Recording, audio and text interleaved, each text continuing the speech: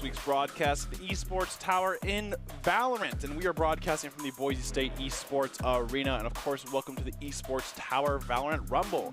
Tonight we will crown a new Rumble champion. And then the Barracudas are waiting in the grand finals. Who will join them between the Wolves and the Mammoths? I'm your host, Brandon Red Hot's Cozy-Anti, and joining me to call the action today is none other than Greg Old Soul Smith. And, you know, Barracudas have now got into the grand finals. And this week we have a new kind of grand champion.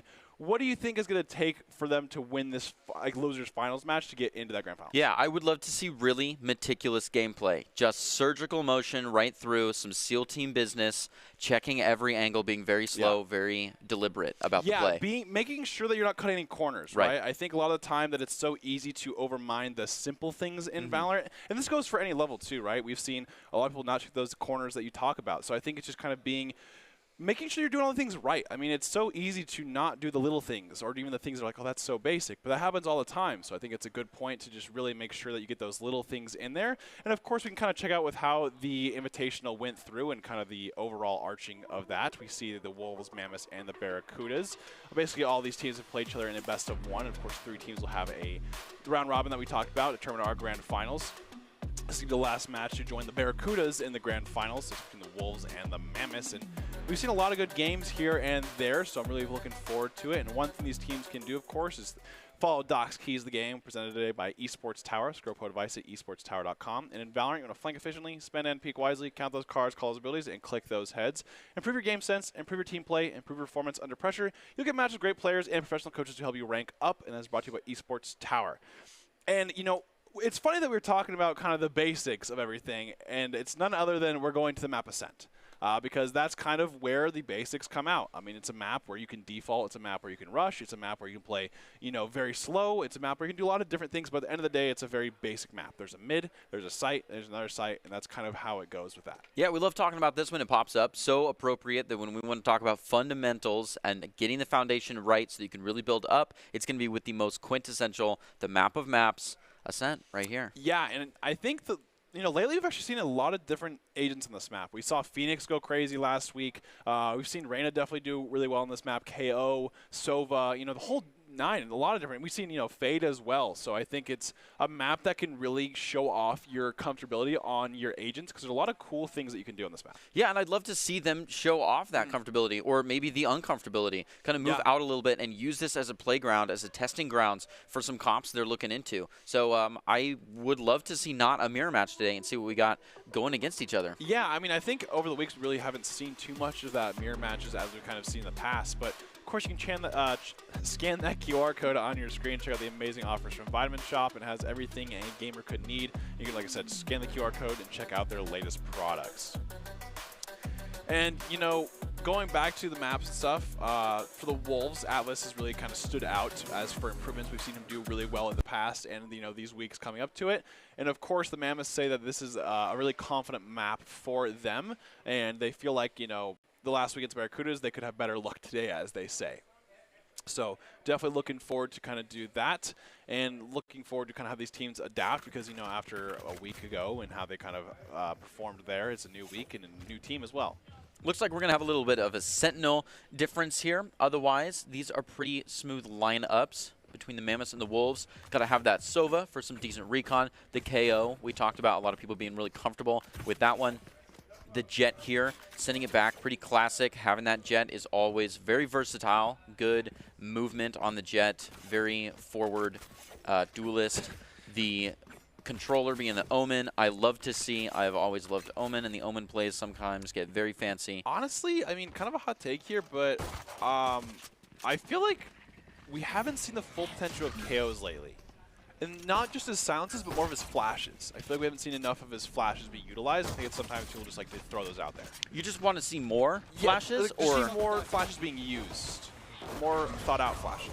That's fair. Oh, wow. And they're getting really aggressive on this push here from the Wolves. Immediately getting most of sight and getting 2 down immediately. Picking 3, honestly. Rex is going really aggressive on the stairs. He doesn't take 1, and now is a 1v4. Has the Sheriff, though. Ooh. Sunny Lee with a good defense. He's got to defend all around himself. I think he's counted enough faces, though, that he knows they're all in the pit.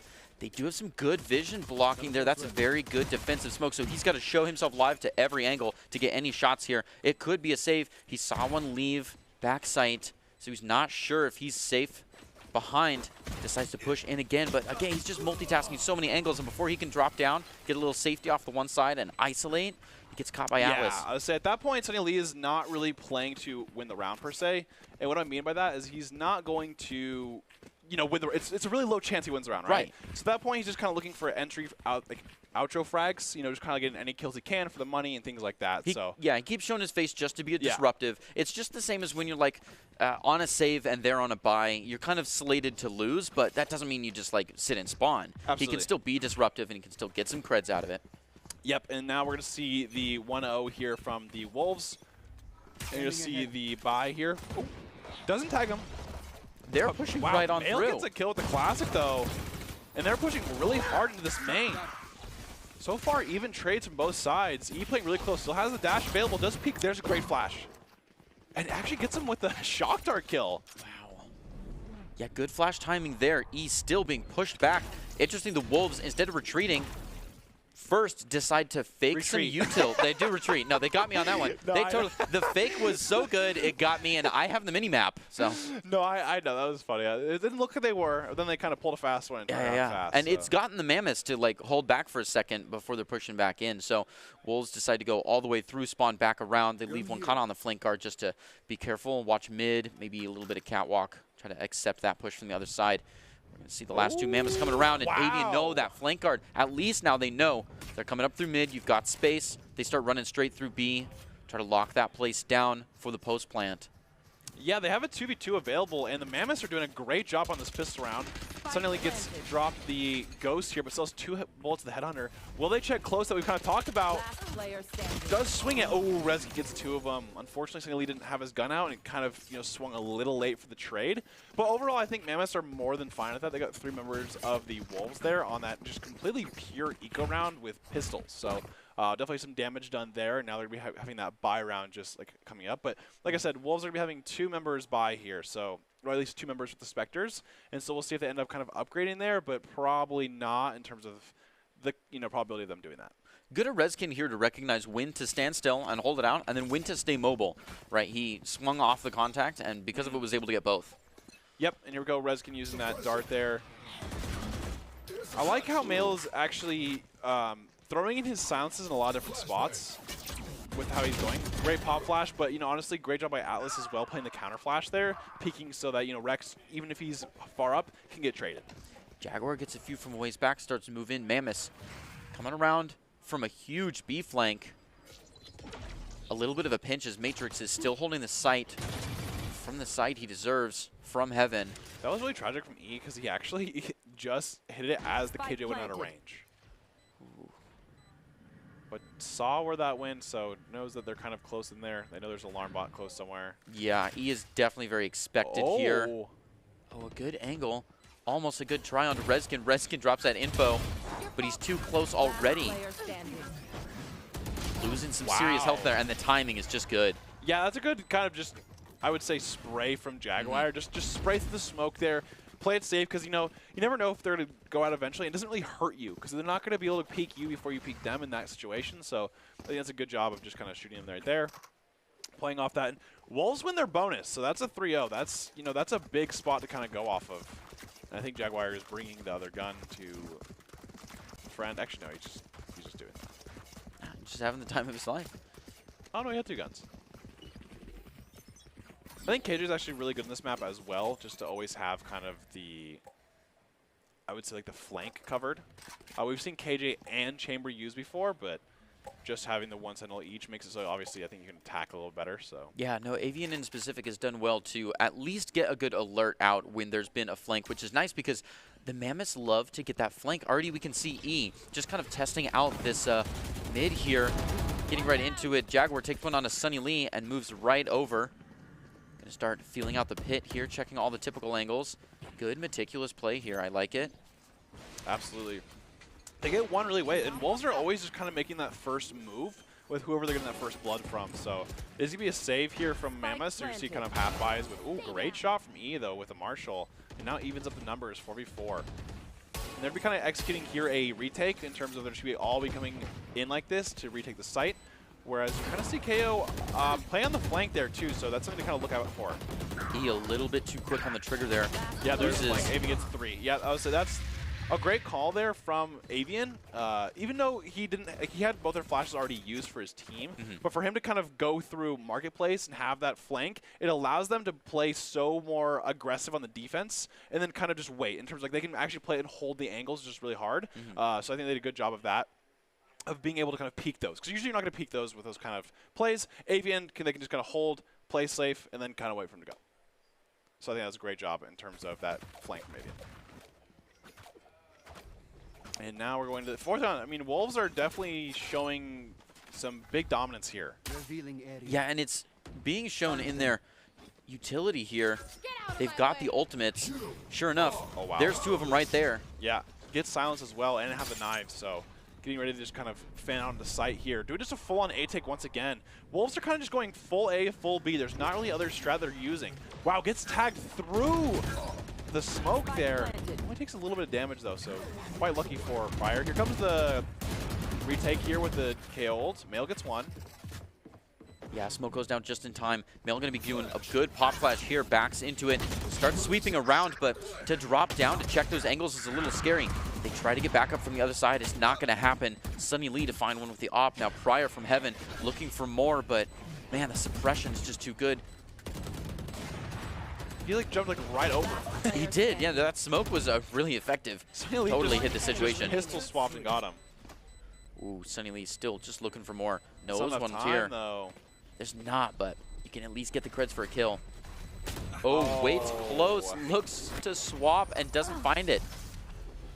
Yeah, I mean, does trade with Rex on a day, but you lose the operator, which Sunny Lee just got basically 2 with. So I don't know how worth that is, but yeah, it was a little unfortunate on how, you know, Avian had a great ult there with KO and how he kind of bouncing back from that. But I think, you know, some of the miscommunication happened there where they didn't drop at the same time, and it's like you said, no one looked at drop, and so it just kind of was a thing where they kept going one by one. So good try on the retake there. I like the util usage. I just think it was just a little bit, you know, a little bit different. Yeah, how it goes, I think dropping out of Heaven in a strange way caught 3 people that round. I mean, Sunny Lee could have left backside and kept the op. We could have seen a few things go differently. It's going to be a very forward hold on this. I think the Mammoths are starting to feel the way the Wolves like to hit things. So they're 5-stacking one side. They've given up B side as they didn't feel anything immediately, so they're all heading over to A, but the Wolves actually kind of poking it out a little bit slower this time. Just some jump peeks, trying to bait out a shot or 2. Not going to find very much. Vision denial gets thrown down. Suddenly gets a pick onto Avian, which is big with that 2 to force available. So basically still has the op from last round just in the 2 to force form. Prior's not expecting them to be this forward. Actually throws a shock dart. Oh, he's ready though. Now he's ready. Door does go down. Matrix trying to take care of it. Just open up some space here. Door open. Rex finds Prior in the back. Mail now left to watch Heaven. Still some smoke up there. Will he drop down similarly and try to take the site by force? Atlas still waiting off site for any kind of a big pinch or big flank. Soon we're going to make contact with everybody on the Mammoth team as they start to come out on Heaven, so that flank guard won't be necessary. He'll be able to close up a little bit.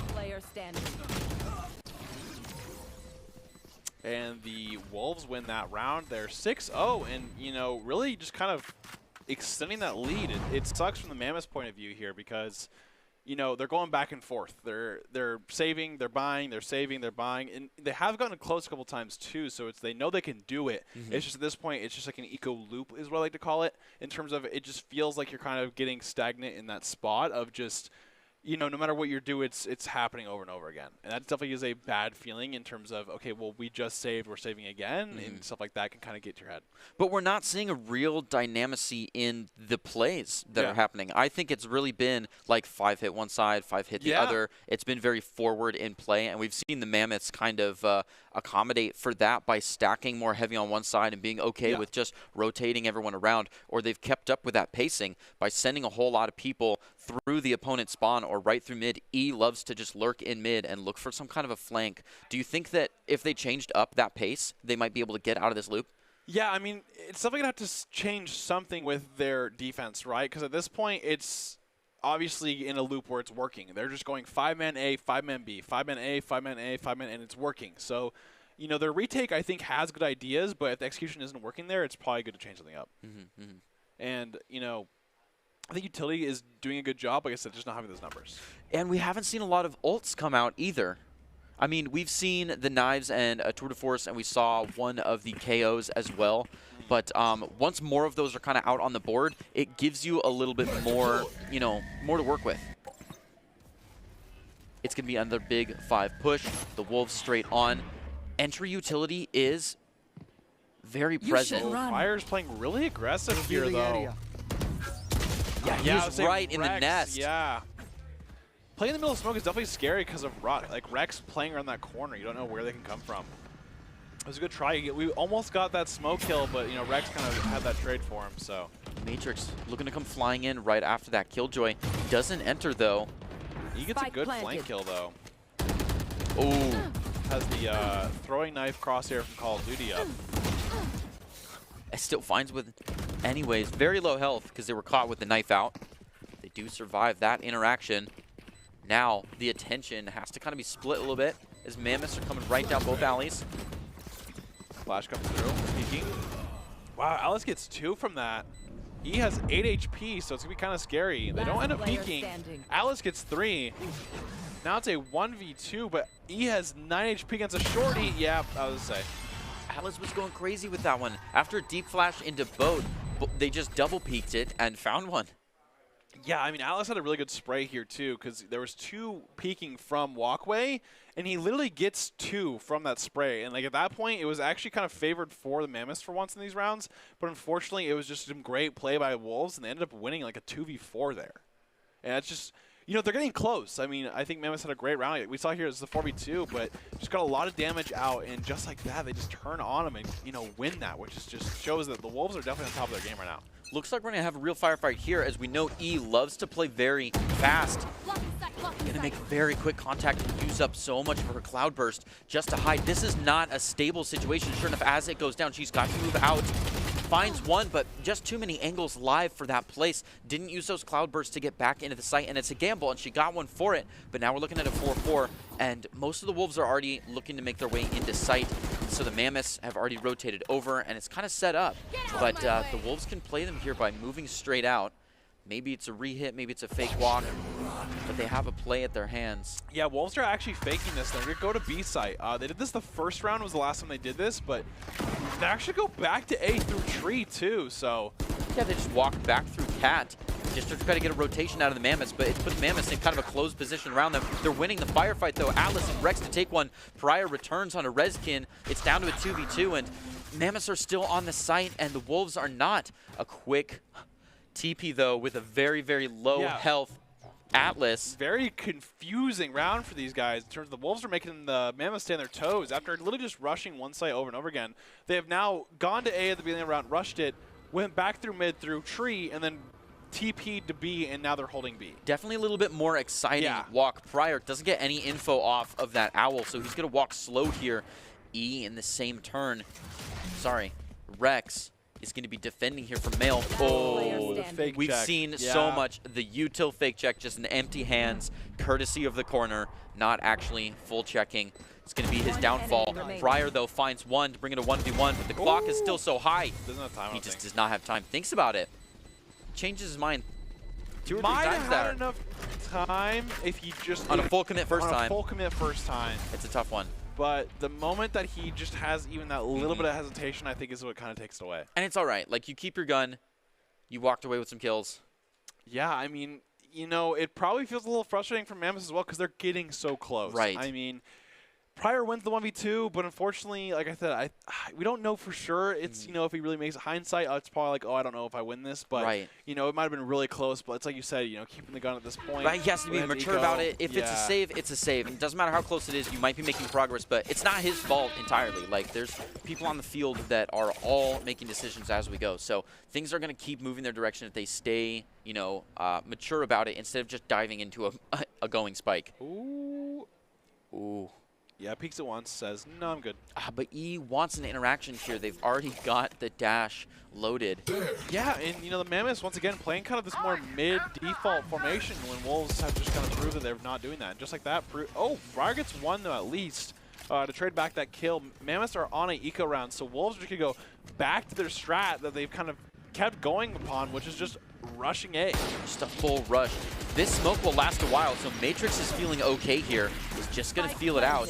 Spike gets the plant down. He's going to use his Cloud Burst. Oh, sees a little bit.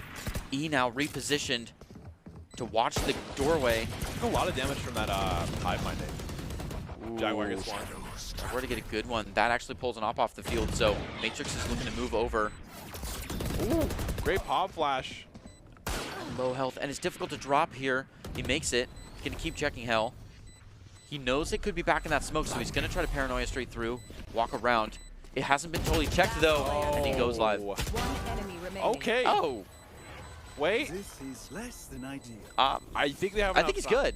Yeah, he's good. Yeah, and Sunny Lee, like that was just a good flick. This time, the Mammoths have gotten their first round. It is now 8-1, and you know the biggest thing that's kind of hard too is that Wolves are attacking. Usually, Ascent is kind of a defensive-sided map, so it's gonna take a lot for kind of Mammoths to hopefully win these last 3 rounds if they can, have that 8-4, and then really have a good attack. Yep. And that's like all you can really hope for. I mean, that's best case scenario. Thinking about it, so. Best case scenario is literally getting the next 3 rounds happen for you. They have a little bit of money now, I'd say. Hopefully they have enough to at least buy this 1 round. So hopefully there's a little bit of a momentum switch here that they can hopefully bank on. I'm guessing they're banking on, too, that they're more comfortable on the attack with this loadout. So we're going to see. Ooh, really aggressive KO here. Double silences 3. Nades. Oh, gets around to the corner there. But they're just going to end up falling back. They know they got some damage out. Let's fall back a little bit. Yeah, they put a serious stop to that KO. This Wolves push has not gotten very far. It is stopping the rush, too, right? That we've kind of talked about, how the Wolves have just literally been rushing every round. Ooh, Avian, a good flash there. Mail's going to try to return flash, hoping he's a little bit further out in the middle, but nothing. Wow, kids got from the side. Good flank there from Jaguar. Which he hasn't been doing that either, so that was the first time he's kind of learned in terms of going through screens and looking on Cat. So Wolves are definitely aware of every situation they've kind of been through, even though they've been doing it almost seems like they've been doing the same thing every round. Yeah, it's interesting because the Mammoths are expecting kind of a pack attitude here, and now just one person off the Wolves team is able to take a sideline shot for free. Atlas, with a more serious corner check, finds one in mid-market, looking to make their way through the gates onto B. This entry is almost here. 3 Mammoths players still. Watching from the backside, though, they've got to make their way through here. E playing so forward, takes one from the same corner they just cleared. That's rough. A TP straight out. He thinks that he faked it, but now I think E knows that he didn't. 10 seconds remaining. They have not planted the bomb yet for Wolves. The spike stays. Now it's plenty A. So Mammoths now have to retake onto A, but this time they have a lot of angles they have to check because they know Wolves has literally all the space they want. Great peek right there from Matrix. Gets one. Still 3v2 though. He loves pushing through those cloud bursts.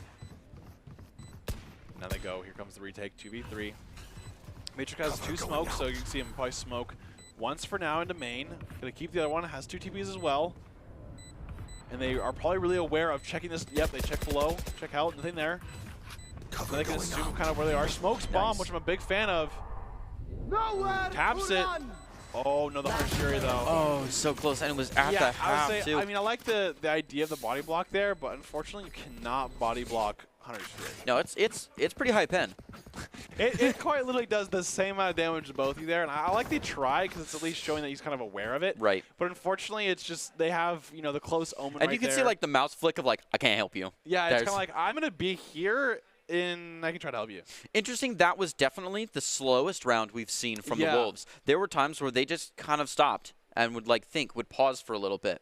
Yeah, and I kind of liked how they started with the KO ult right away on just kind of stopping their momentum. They're putting a little pin in their plans in terms of slowing them down and then working from that rather than just kind of letting them do what they want every round. But Wolves have 4 ults here. Probably most likely going to see the KJ ult either this round or next round. Looks like they know they're on a save, so they're not going to use that one. Yeah, they walk right in. Tell Matrix his classic is not going to be enough to stop a push. They own the site now. Jaguars getting an early plant out. Mammoths have lost one and Knives are live. Oh, he missed the last bullet. Looks for the Molly. Yeah, it was doesn't close. Get it. I was very close, but didn't get it. Ooh, trying to avoid the shock darts. Finds one, but just too much time spent looking down the hallway, and they come up the side. Wolves keep 3 alive to make it to 10v1. And they still have 4 ults next round. So they have literally everything in their arsenal to kind of attack. They can start with the KO ult, or realistically they'll probably go with the KJ ult first, and then they can have the the KJ or the KO. They're the Ks. They're right there. Yeah, they're right there. But they have the KO ults right after, and to kind of make sure they can get onto site with any utility after they try to retake it. So would you rather take space with KJ than KO? Yeah, because KJ is one of those things where you start with it, right? Right. You put it down and then you wait, because you instantly just use your KO and stuff like that, you're going to kind of waste it, because at the end of the day, they're probably going to back up anyways. And so if you're using 2 of them on top of each other, it's like you're not really getting value from the KO ult. And you might say, well, if they have like a Sova ult or like a Brimstone ult, like the Orbital Strike or the right, Fury, somebody to like shut that down. Then yeah, but in this case, I'm pretty sure he just used it 2 rounds ago, so they can kind of assume he does not have it, and they can just press tab. Yeah, and we did see them just like play offensively and kind of buffer forward and stop that KO push. Yeah. But unless you want to drive right into the pack and shoot down the KJ because you don't have the ultimates for it, then you're right. The KJ is kind of not refutable. Yeah, KJ just allows you to get space from it rather than like, getting and maintaining the space. Like you have to go get the space after still or while it's happening. So too early, you might die. They're still there. Yeah, exactly. And we see that problem a lot. Sunnylee's trying to make it out of here as we see the KO and KJ be used simultaneously to totally get this space. Mammoths are just off of the point now. B-side's a little interesting too, just because of everything that could be close, or maybe that they know that Fire might have these like weird lineups, so that could keep in mind as well. But it's still 10-1 here. Mammoths are definitely trying to take this last round. Have a lot of utility and guns available, so Spike is going to go down for the Wolves, and it's going to see the exact same situation we've seen the last 11 rounds, which is a 5v4 or 4v5 retake here. So Matrix clearing all the corners he should. Good works. Considering now moving in, he's got people to help him with it.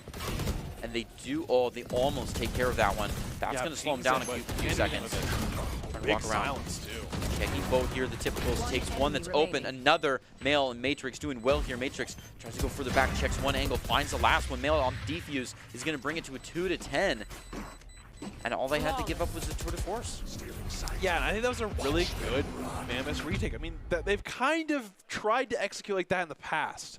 I think this time, honestly, the silence to them almost seemed like it kind of forced them to work together a little more. Because when you get silenced, you have no utility, nothing. It's just pure gameplay. And so when you're peeling like that, you're kind of a lot more focused in that situation there. So great job by them. We saw them just kind of take these spots, not get too much of an align. And obviously they hit their shots, which is a big point as well, because at the end of the day, aim is pretty important in this game too. Utility helps a lot with that, don't get me wrong, but still at the end of the day, you got to be able to shoot them. And just like you said, when a KO is on the board too, your gunplay is all that matters. Gunplay and communication is all you have. So it's good that they had that in the pocket. Now it's 10-2, and now it's going to be more of a, okay, well, how is Mammoth going to approach this? They basically have 3 rounds total to give, and they have a lot to do here. So we're going to see how, what exactly Mammoths have been prepping with and how they want to attack here. So because this first round is critical. When we talk about 3 rounds, your first 2 are kind of the pistol round in a strange way. They're really intertwined right there too, because if you lose this pistol, you're probably have to force as well. So we're gonna have to see how the Mammoths go about it. But it looks like they're kind of taking one thing out of the Wolves' book. But Mammoths have 3 there. The Mammoths have a lot here, and then Wolves have a couple here. They're taking site here. He gets one. Gets traded though, so 4v4, and now it's gonna be the reverse situation, right? How can the Wolves take the retake versus Mammoths? And just like that, Avian gets 3. So, as I say, this retake that they're gonna do, it doesn't really end up being a retake. It just gets 3. Yeah, Avian got 3, and then we got to see a beautiful aerial play by Jaguar with the shorty. Have those sidearms. Yeah, and I mean that's sometimes how it is. I mean, sometimes it really is just one player getting some work done, and Avian, playing a lot with the smoke. He plays pretty, goes out through the smoke there, and then kind of peeks, goes back, and then re-peeks and gets 3. So for him to do that is definitely big for the side of the Wolves there. And like we were kind of saying, that pistol round is almost kind of worth 2. But in this case, I'm going to feel like the Mammoths have to force here. I mean, it's going to be 11-2, and you're kind of forced to. Yeah, they are forced to force in a strange way.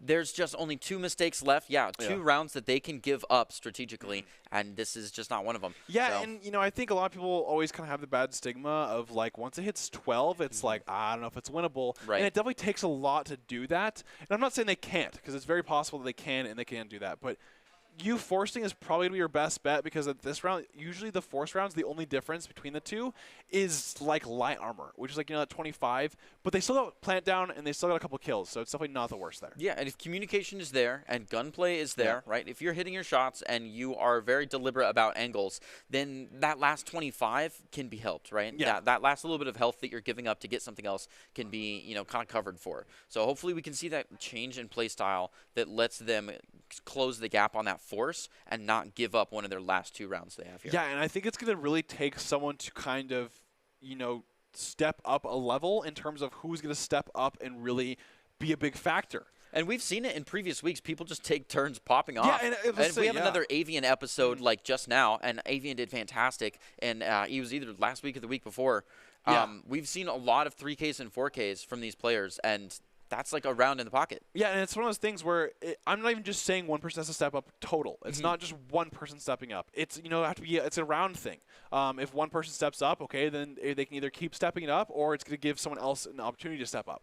Because just having that kind of momentum with your team of someone having that pop off it's like a mental thing too. I mean, it's a mental thing for your team. Like when raises the energy bar. When you're down 2-11, and let's say someone gets a 3 or 4K, you're going to be feeling pretty pumped up in that, hey, we can keep doing this. So, or even the person itself can be a leader kind of in that role. Yeah, since day one, it's not over till it's over. We've always said that. This is a big game to have that, just because you switch the offense and defense so often. I mean, not only within the halves but like within the rounds as you have a post plant, but even with every time you have a flank, offense and defense is kind of in the air. So the compositions that they have out now, or the comfortability that the map provides and that these players provide on where they are with the offense and defense, is still like you can just change that with your play style. Yeah, exactly. And so once again, going to take a lot for both teams to kind of reach that conclusion. I mean, obviously the Wolves are running hot, and it seems they have a lot of momentum. But, you know, we're going to have to kind of see how the Mammoths are going to go with this force and how they kind of plan to try to take this game back. I mean, it's going to take a lot. Like I said, it's, you know, definitely a situation where it doesn't happen often. Is it possible? Yes. But it's going to take a lot of mental fortitude and a lot of, like we said, a lot of, you know, just gameplay that you're going to have to do everything right.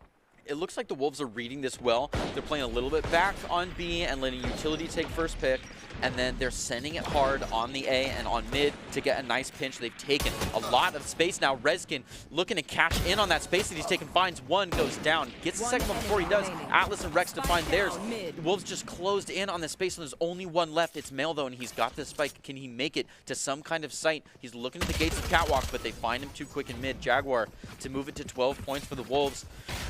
That was just a good play that happened to line up with the play it was appropriate for in like a rock, paper, scissors feel that the Mammoths. And the Mammoths got out of there quick. They could feel that they were being like expected on B and moved out, but the space had already been taken by the Wolves. Yeah, and the thing was is Mammoths didn't actually force. One member did. They got, you know, I think they got one martial kill, but they're going to have the guns now. So it looks like Mammoths is looking to go for the 10 run in terms of, okay, if we're going to do it, we're going to do it all in a row because we have these Vandals now, and we're going to see how we use them. Which is scary. They're playing like a high-risk, high-reward play that you and I weren't ready for. We definitely thought they were forced to do a force here, but it looks like they were okay taking a hit maybe there to really push it all the way home. But this is it. This has to be it. Yeah, kind of just the, you know, going for the risk it all kind of strat, which I'm all for. And so we're going to see how they end up playing this. Yeah. Rezkin has his Owl drone, peeks it, sees 2. All he has is a share for the moment, though. It's scary, but we've seen him pop off. Rezkin wants to be smoked. He's feeling the pressure on the other side. A little bit of backup is here. It's a 4v4. They're just going to let him have the space for now. Looking re-enter here. Mail trying to keep them up top. A lot of utility being used. We saw the grenade KO being used, and we saw the shot guard. So. Yeah, so Avian is playing really aggressive for not really clearing all of Wine and Main yet. So that means the flank from the Wolves is now gone. Can't use that. And now it's up to just, you know, going face first, basically, these guys. Fryer at the edge of the smoke here, and I know it's about to drop. He tries to make his way through, but the flick is too good. Jaguar with an insta-dink, ready to fall down, gets a lot of damage off, but can't take Jenny, and the Mammoths find another point. It's a 3v12. They're on track. They're moving in the right direction. They're right, on they track. didn't lose it. Technically not wrong. They did. You might put the point. first track piece down and make it your own train, but it is one piece. It is, you know, you are starting with something, and that's how it kind of goes from. They did have 3 stay alive from the Mammoths, which I think is good too, because they at least have 3 Vandals they can have. And we're going to see kind of how this next round goes. I imagine I can see the 2 others kind of forcing and going with that what they can. But now the Wolves are going to have their forced round. We just saw the spec. You want to play? Let's play. Defense, they want to do this. A little bit of a, Wolves toss B side. Gets a lot of damage out from that ping. They did get silenced on the KJ, so she doesn't have immediate utility. Ooh, Mill almost took one there, but a good flash out by the other K. Oh no, he didn't even see him in the corner. He flashed him and then walked. Mill playing even more forward. Way aggressive. He saw 2 back there, so now Pryor has got to know that they're ready. Atlas does find his 2 though, so Pryor's the last one on stage. He sees all of them, and that's just a scary sight to see. Yeah, and the Wolves are going to end up winning 13-3 in a really dominant fashion. Of course, that was just overall a, you know, performance by them, I would say. And of course, you know, we have the, you know, just great games overall. So I think that was, you know, a great game between the 2 of them there. And of course, we got to go into that game 2 going soon. But before that, though, we know going at it can only get you so. Going at it alone can only get you so far. Ultimately, if you want to increase your chance of success, you have to level up your teaming skills. And of course, we just saw the last game, kind of the Wolves, you know, team up together, take them down. Esports Tower really takes the time to create well-matched teammates.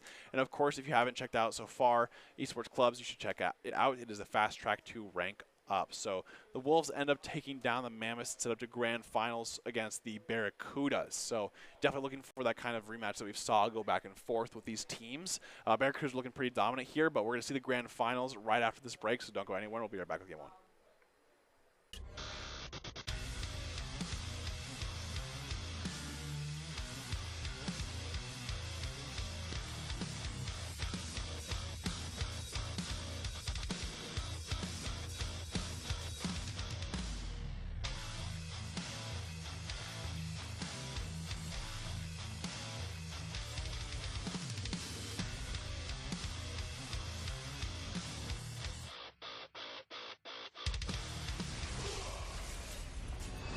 Visit NationalGuard.com to begin your guard adventure.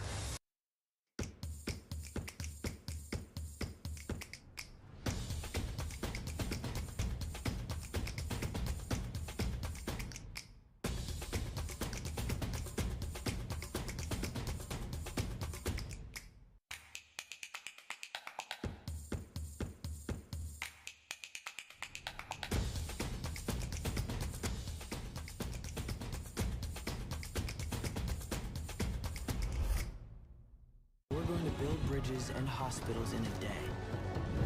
We're going to save families from disaster and feed those left in the cold. We invite you to join us. The next greatest generation is now. Growing up in Riggins, we have certain rules we live by. Look both ways before crossing the street. Fishing stories get better the more you tell them. Small town life makes your life anything but small. Never work alone when you go hunting. And always buckle up. Seatbelts save lives. That's a rule we can all live by.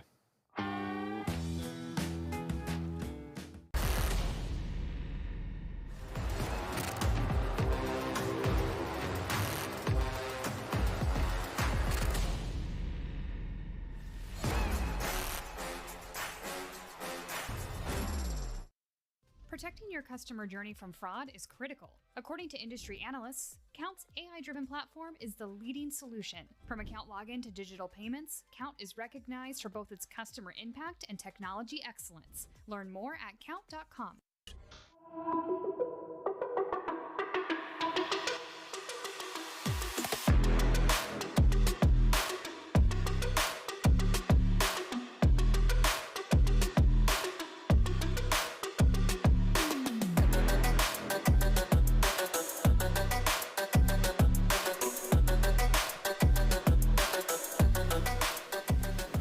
welcome back to this week's broadcast of the Esports Tower Rumble in Valorant. We are broadcasting from the Boise State Esports Arena, and welcome back to the Esports Tower Rumble. It is now the time for the grand finals. The Barracudas and the Wolves are all set for it. Who will count on top and claim the Rumble title? I don't know yet, but we'll see. I am your host, Brenner Hodgkoziansik, and joining me to call the action is none other than Greg Old Soul Smith. And it is now time for them to see. We've seen a lot of the Barracudas lately, and we've seen a lot of the Wolves lately. So what are you kind of looking forward to both teams? I'm going to say it again. I want to see nice, slow, meticulous gameplay. I feel like I requested that last turn, and it didn't really, we saw very forward pack-style play, which was almost there. They took things really quickly, and then the real game was in the retake. Yeah, and it seemed like Wolves were more so like, we're just going to perform better than you in terms of we're going to get on the site fast, and then we're just going to basically take whatever we want and play the retake better. And I think that's just kind of a ways to show that how confident they are. And so I really like that as well and how they play that.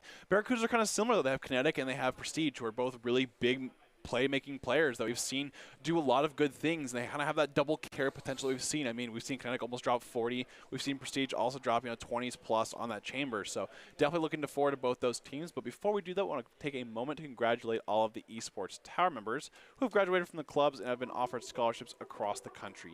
Over the last year, Esports Tower club members have received over $3.9 million in scholarship awards. And these students have not only worked hard on their in-game play, but worked hard academically and have earned these scholarship opportunities. We could not be more excited and proud to see all the opportunities these players are getting. And of course, that's just a lot of money for that $3.9 million. So love to see things like that. And of course, we can go to the docs keys of the game, which is presented today by Esports Tower. Scroll pro advice at esportstower.com. And in Valorant, you want to flank efficiently, spend and peek wisely, count those cards and call those abilities and click those heads. And of course, you want to improve your game sense, improve your team play, improve your performance under pressure. You'll get matched with great players and professional coaches to help you rank up, and that is Esports Tower. And kind of meeting the theme for the week as per usual, we are going back to Ascent again. I think this has been happening a lot where it's kind of like it seems like all these teams just, I don't know, conveniently all pick the same map for the week. And of course, it's just kind of how it goes. And of course, you can check out the amazing offer from a vitamin shop by scanning that QR code on the screen to check out their latest products. And, now is it kind of see how they go. Can the Wolves run the table and go the perfect 3-0, or can the Barracudas win it this week? And, like we've kind of said, it comes down to a lot of just the little things. Yeah. No, yeah, I mean, you said it right there. It comes down to the little things. And we talked about foundation and fundamentals earlier, and those are the little things, right? It's the things you can neglect, and you can do them a little bit differently. And we talked about how important the small difference between, a force, a save, and a buy is when you get into it. So just be conscious of those things. Yeah, and we're going to see basically the almost exact same comps like last game, but once again kind of doing that one-for-one trade where it's going to see Kinetic on that Phoenix, whereas it's going to see the Jet over for the Wolves. That's just kind of standard. I mean, after Kinetic's performance on the Phoenix the last couple games, I don't blame him. He's kind of using that as his new kind of agent select character. He used to be a Neon player, things like that, usually showing the duelist of his kind of trade. But now he's just been really using the Phoenix. I think it's a really good map to use it on. That was a very, very quick out. Kinetic down with the Phoenix. Oh, big nade, though. Yeah, that was well-timed. Wolves had to move right through that. Oh, Jaguar, though. Still, even though he's a half HP, instantly domes Zerg. Yeah, Zerg is straight down for that one. Shadow looking for something. Can't quite find it. Heaven is not feeling good. Wolves just took all the Barracudas straight off of there. And doing the exact, leaving where they left off, really. Yeah. They're coming to that game. They're rushing to all 5A once again. I think they had one actually lurk onto B site, as we saw from the Wolves, kind of having that fake on the other side, but he wasn't even needed. They did it with 4 members and just kind of ran through them and just got the trades. I mean, they had a good trade from the Barracudas here, but Wolves just instantly trade back with the Res King getting that 2K. So very fast first round.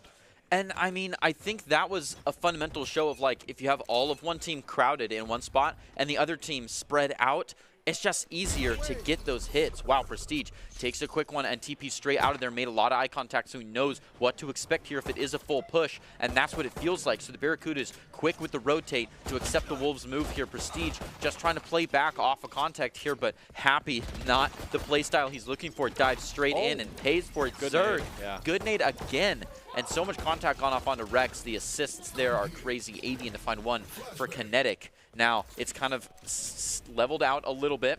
Defense can start moving in. That's a tough one, yeah. Avian to find their third, looking for one more. Just playing around with Prestige, looking for it. And it is an ace by Avian, round 2. And he swapped to the pistol to get it. He got it with like 7 HP left as well, and you know, had the Spectre, got a lot of those kills. Really hard headshot angle, but Avian was definitely really confident in it because he just kept staying there. And then at the very end, swapped to that Ghost, knew he had to reload, and then boom, hit that ace right there. And Avian acing round 2. I mean, Wolves just feeling a lot of the momentum, I would say. And that's a scary one for Ultimates. Yeah. Right? I shouldn't be talking about Ultimates on round 2. Yeah, I mean, at this point, if he gets Orb and gets 1 kill or plants the Spike, right, he's at the ult, so. Which, if he's hoping for some, like, aggressive peek here, they could be playing an ult. Sure enough, Avian looking for the Orb, and then he's going to play forward. No. I would say, imagine they just go to B and get that Orb, too. Ooh, the Orb train. I'd like has to a flash see it. for his team, flashing out, and I really like the teamwork here. Rex uses that flash, gets the space, although he reloads as he checks Hell, and Kinetic is sitting right there saying, hey, was waiting for you. Ready to flash out of Hell. Gets a nice view onto some people, doesn't actually find anything, just kind of defending the homeland here. They can't push up onto him. Around Jenny, Avian is looking for another kill, just hoping to get one out of there. They milk him straight out of the spot with the hot. And Kinetic to find one onto Avian. That's a rough one. Harder for them now to use any opening plays. They're standing right on top of the Spike. It's just quiet. They're waiting for someone to peek. Throws a molly up there, but yeah, I think it was not where they wanted it to go. Maybe it was just a crosshair distraction. Oh, they're just playing peekaboo with him. Kinetic not going down. Right side, left side. Yeah, it's like whack-a-mole. He finds one finally. That's a 3K. Going to do a little bit of healing here, which is good, but they still can't get kite to the Spike. Jaguar fighting uphill here. Yeah, and I would say Kinetic, I mean, Barracudas are known for their 4Ks, so. But they might, I mean, Jaguar looking to take this one-on-one. Happy has full HP, whereas Jaguar, I think, is just one tap away. I don't think he knows where he is. Happy's giving him the space, but he doesn't know he's that far left. Oh no. Okay, the audio cue goes out. Now he knows. Happy looking to play forward. Froze stick. That's so close. That's such a close round, but, you know, the Barracudas end up taking it by 1, but they lose 4 members of all the Vandals they bought that round, so I think Wolves are more than happy of having that as their bonus round. And that's just kind of what the Wolves have been doing. I mean, like I said, just kind of almost feels like I've said it like 200 times here, but that's what's happening. The Wolves are playing so aggressive. They're getting all the picks they need, and they're making it so they have to really fight for rounds against them. They're not going to give anything for free here. A real fight indeed. I'm surprised utility wasn't used a little bit differently. Yeah. We maybe could have seen that firewall be used to split those 2 whack-a-mole players. Happy waiting for some kind of lineup here.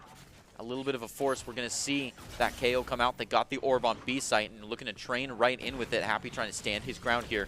They're coming onto him. Kinetic looking to come around. They just played too far forward and can't keep up.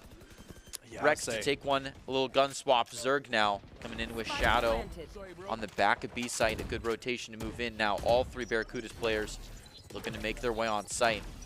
And Rex is not afraid to just dash in, right? He is not afraid to just cloudburst himself in there, dash in with this, you know, the flash, and just get into the site and create space for the Wolves to attack. Zerg does make it across Rex LOS, so he's going to move up. Gabs, the Oni Phantom, is kind of stopped by that molly, so he's just got to watch his 6 before continuing on to pushing in. It's a big flash, but great job. His cover was just behind a It's thin wall. Tagged.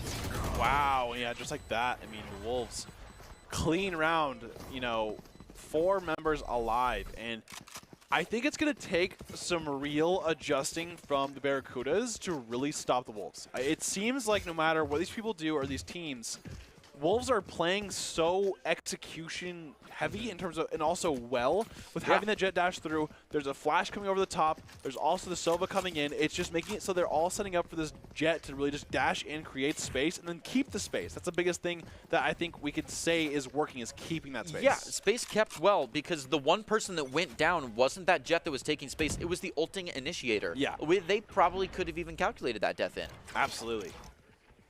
And you see the dark kind of lineup happening for the Wolves. It's a pretty big force for the Barracudas. They want this one. They're going low shield just so they can all have long-range weapons here.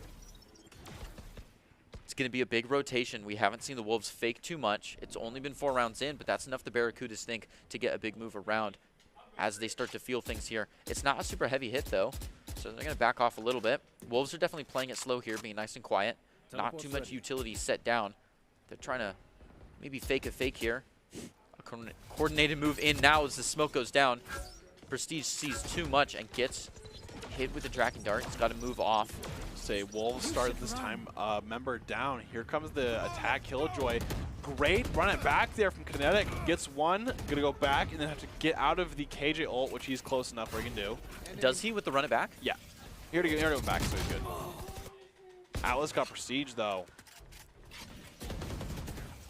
And Barracuda is up 4-2 here. 30 seconds left. But can the last 2 members of Wolves hold it down? Jaguar gets 1. Rezkin and Jaguar have been doing a great job working together in these 2 scenarios.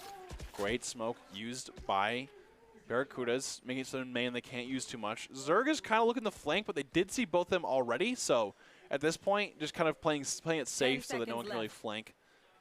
8 seconds left, and it's, I don't know if Wolves have enough time to really get it, and then they're not. So it looks like they're going to opt for a save here.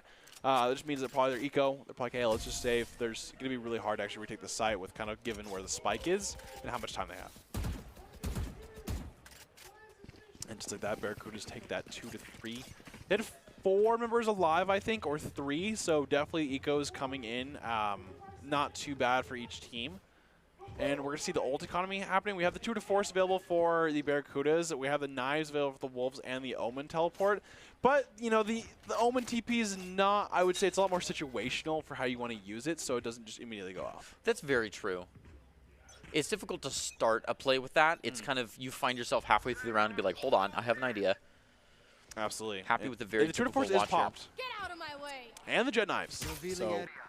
Oh, and they're going to face off right here. Prestige. That was close. Eyes on those knives. I don't think watching Prestige the was spot. ready for that just run peak, the turbo Ferrari peak there, run back. Yeah, they've got some lineups just in case Prestige is still forward, and he was. They're going to let off that pressure.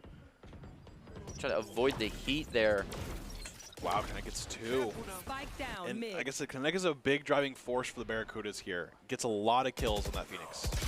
Yeah, talk about a self-sufficient fragger. With that heal, he can really move in. And I like this play from Avian. Gets 2 picks right away and then just walks out.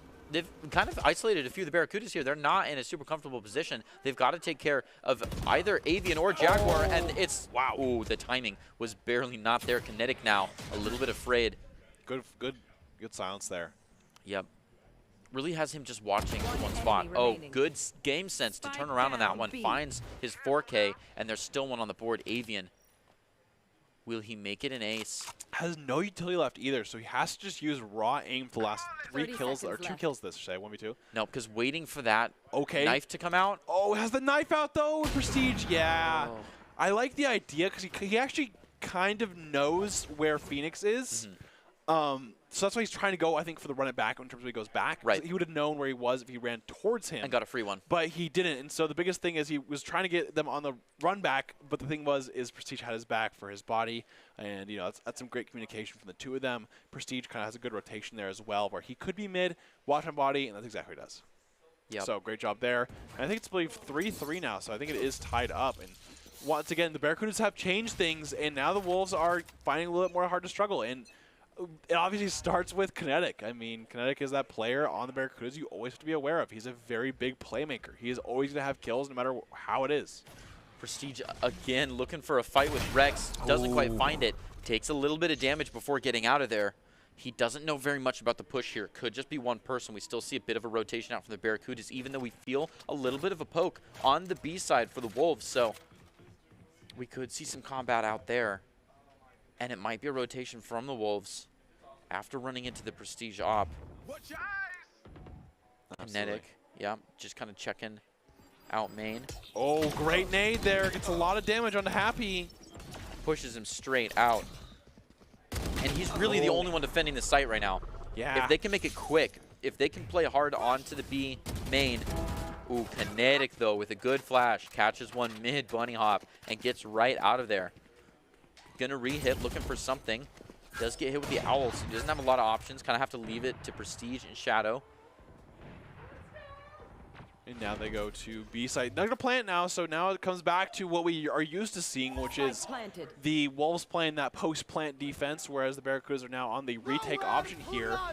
But look at, there's a couple of flanks coming in from, oh, not anymore. He decided he was going to go through actual market once they got the pick there, and it's a 3v3. Wolves have the ultimate available for Omen for information, but it's still kind of hard to use it in a situation like this. Ooh, Jaguar sees just a little bit, wants to play forward on that nice lineup for the head. Didn't think another one was going to be around that quick. Prestige takes that reply. Oh, great kind of crossfire there. Yes. Such a good crossfire. We've seen so many firefights in Bath right here. Hiding behind that Shiny was a nice off angle. Zerg now just trying to play around the corner with him. Finds it. Yeah, doesn't have time though. 0 time. Excellently done by Rezgen. Yeah, and honestly, I will say it was kind of a gamble to play behind that box on site because that is a very spammable box. It's very open from a deliberate slow corner walk as well. Yeah. And the biggest thing is, like, right here, like, you know, he obviously doesn't really think to check that right side. And Atlas plays a really aggressive angle, I would say, or even a risky angle, I would say.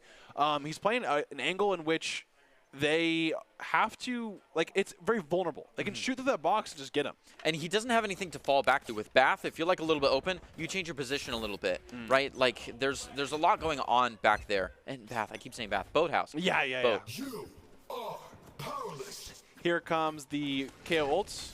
And as we see, Wolves Classic, just all 5 rushing through. Seeing what they can do, but not committing fully just yet. Getting some util baited, and now they are. Now they're going through the site, and they have taken the entire site.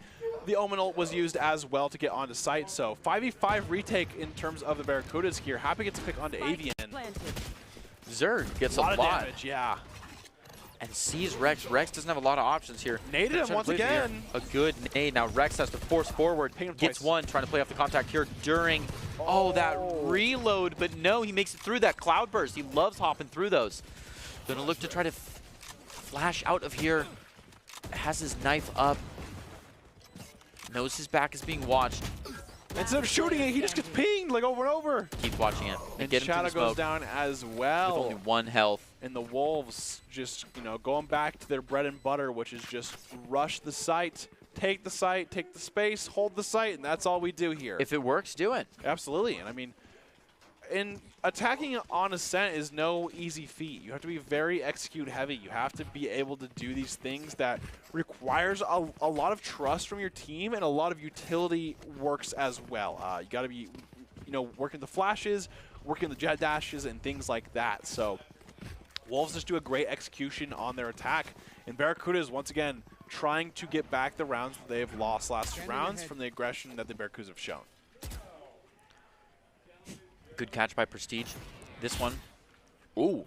I didn't think he shoot. I guess he shot through. He did. Okay. Oh, there it is. Nice. He's playing an angle where they know that Rex dashes a lot all the time. Gets 2. So adaptive. 3. He knows their plays. Took 3 of them before going down. Now this space can be capitalized on. Zerg moves right up. Happy's already there. That was a quick round. And this is what it means to be adaptive. That's what it means to just not lose the same way over time. We know that Rex is looking to dash on site. As soon as they see the owl drone, they kind of know that it's coming. Prestige sees a little glimpse of him as soon as he dashes And that in. cloudburst is such a giveaway too, because they always dash into the cloudburst. And we talked about someone stepping up and like being the catalyst for a big change here, and Prestige was that. He took care of 2 different utility when it was in midair or had just touched down, then took care of 3 players and played forward to take the space for it, right? Kind of nullified a smoke that was moving. Just excellent moves to really secure that round off fast. That's what Chamber can do as well, right? I mean, that's what Chamber is good at, is getting a couple, 1 or 2 kills and TPing away. He can play in a little spot that's usually kind of vulnerable after you get 1, but he can TP out. And he didn't even need to there. Oh, he saw him. He did. But he doesn't want it yet. He doesn't want to go live to those knives when he can take an easy one that's just hopping around. Tries again, but there's too much utility on his place. He's got to get out of there. He has other people to help him, though. Decides to hold a far angle so he can rotate if need be, which he may as the Wolves are looking to poke through into B site. They've got one watching it, though. Happy still on top of that B entrance. And they threw a lot of utility to B main earlier, but didn't play off of it immediately. Rex saw Kinetic. We know he did. They're just waiting. There's no Pika's advantage. Who is it going to be? Yeah, Kinetic is just holding that angle. Oh, no, so close. Oh, my goodness. He even has enough time to cue the dash and can't find it. They play through onto him. Kinetic to take one. Rezkin. You get sight for that as well, though. They do. They did play enough games in the courtyard that nobody saw them moving right into the castle. Okay, here comes the Omen ult to get it back on site. They do have the Tour de Force available. The KO silence just went through. They have KO ult for retake as well. We'll see that probably be popped. If not, maybe next round. Oh, Kinetic does not see this right here. The molly gets popped. That keeps happening every time. Avian died to his own teammates' molly. And Jaguar almost caught them off guard there, but there's just not enough in the shorty to take both of them right there. So they're going to look for a quick defuse here. Giving it Kinetic because, you know, that running back just has so much value, especially from Kinetic. I mean, he already has, what, 13 kills here, so I think it's just always safe to say that if someone needs an ult point, it is going to go to Kinetic. Yep, it's just so valuable because it's so different. Yeah, I mean, and it's also just like it's a low-risk ult with only 6 points as well. So you can literally just ult it, go through, ult back, and then, you know, what do you really lose from that? You have, you know, a lot of space that you've either taken, you can get kills through it, which Kinetic usually does, especially in these retakes for how the Wolves play. In terms of the Wolves play so aggressive, so it's like, why not have run it back? As long as you have someone watching your back there, because you could lose yourself pretty easily if you don't have a good team watching you, but they've done great with that. We've already seen a few baited kills with the run it back. Absolutely. Happy with the lineups, just looking for something. Drops one right on top of them. It is going to get shot down, but kind of tells them that they're all main, so he's going to send one to check through. As the one-way drops, they're going to try to play onto B site here. The Owl finds only one of them, though. But we're not getting any noise on A site, so they probably know, you know, kind of know what's up. Especially the Wolves love to play together like this. Owl Drone comes out again, tags him. He has no good options, gets flashed, a little bit of damage, but he's trying to move back. Paranoia through the wall. He doesn't think they're that close, though, so Rex takes a free one. Kinetic plays off the contact and finds one, but Rezkin, again, it's just 1-for-1 here. Everybody who takes a kill then dies right after. Yeah, and it seems like it's a lot of the theme with kind of how the Wolves retake, I mean, or Wolves play defense.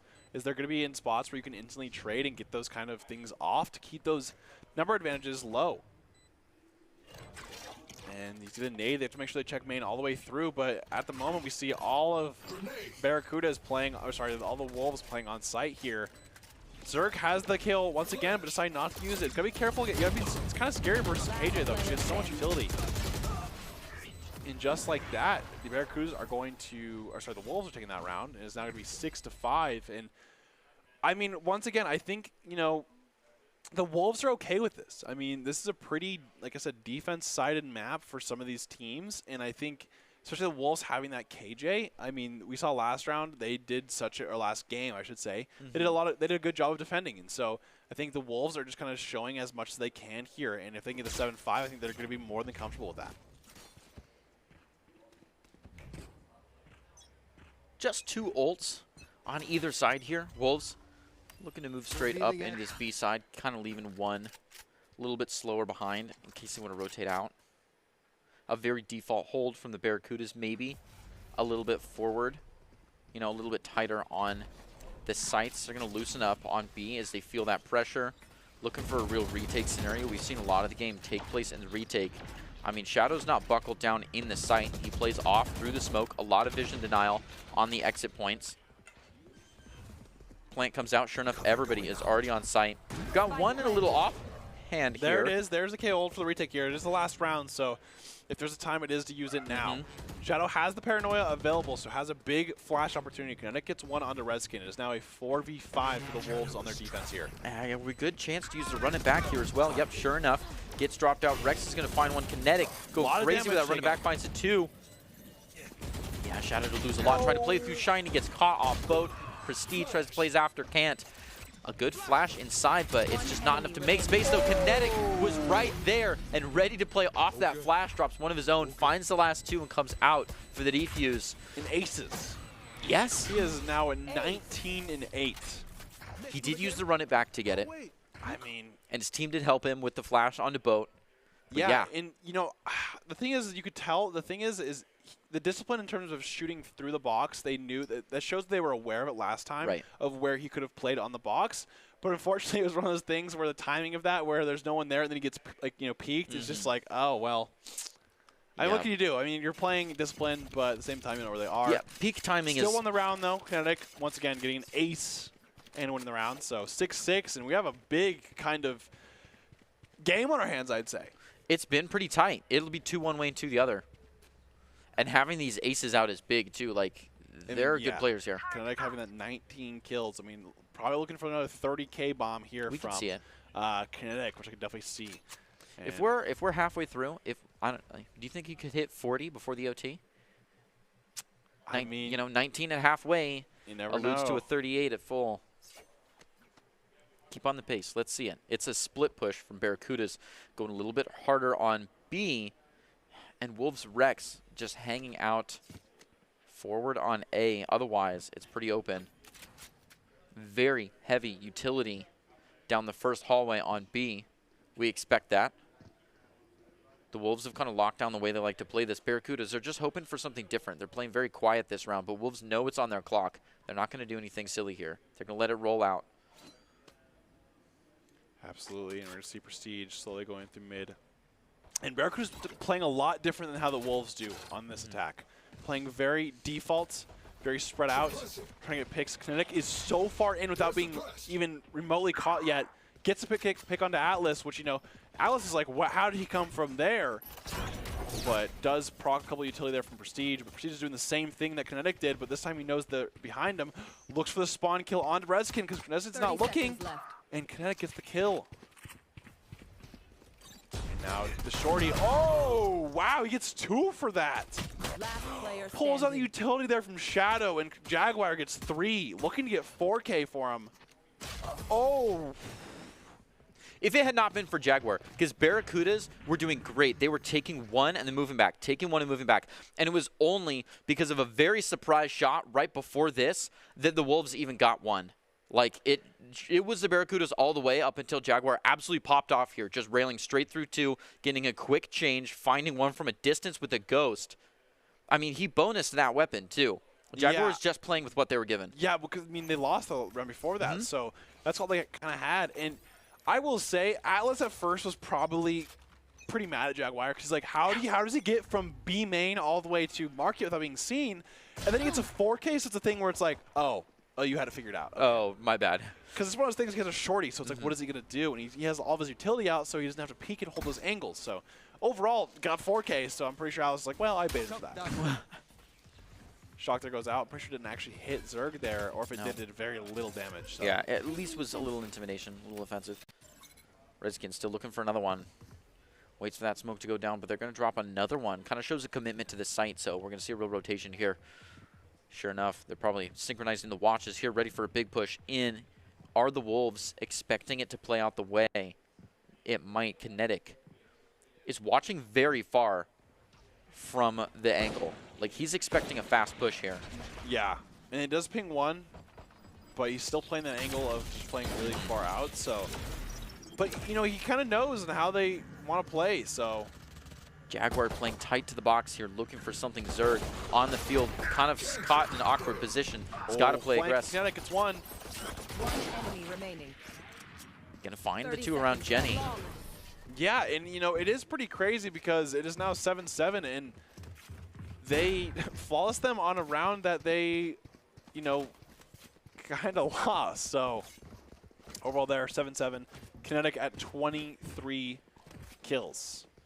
Once again, Kinetic is the last couple weeks, or at least last 2 or 3 weeks, Kinetic has been that guy for the Barracudas who is never going to go down without a fight, and he will not ever let up. He is a consistent 20-plus kills, 25-plus kills. I'd even go, as far as that.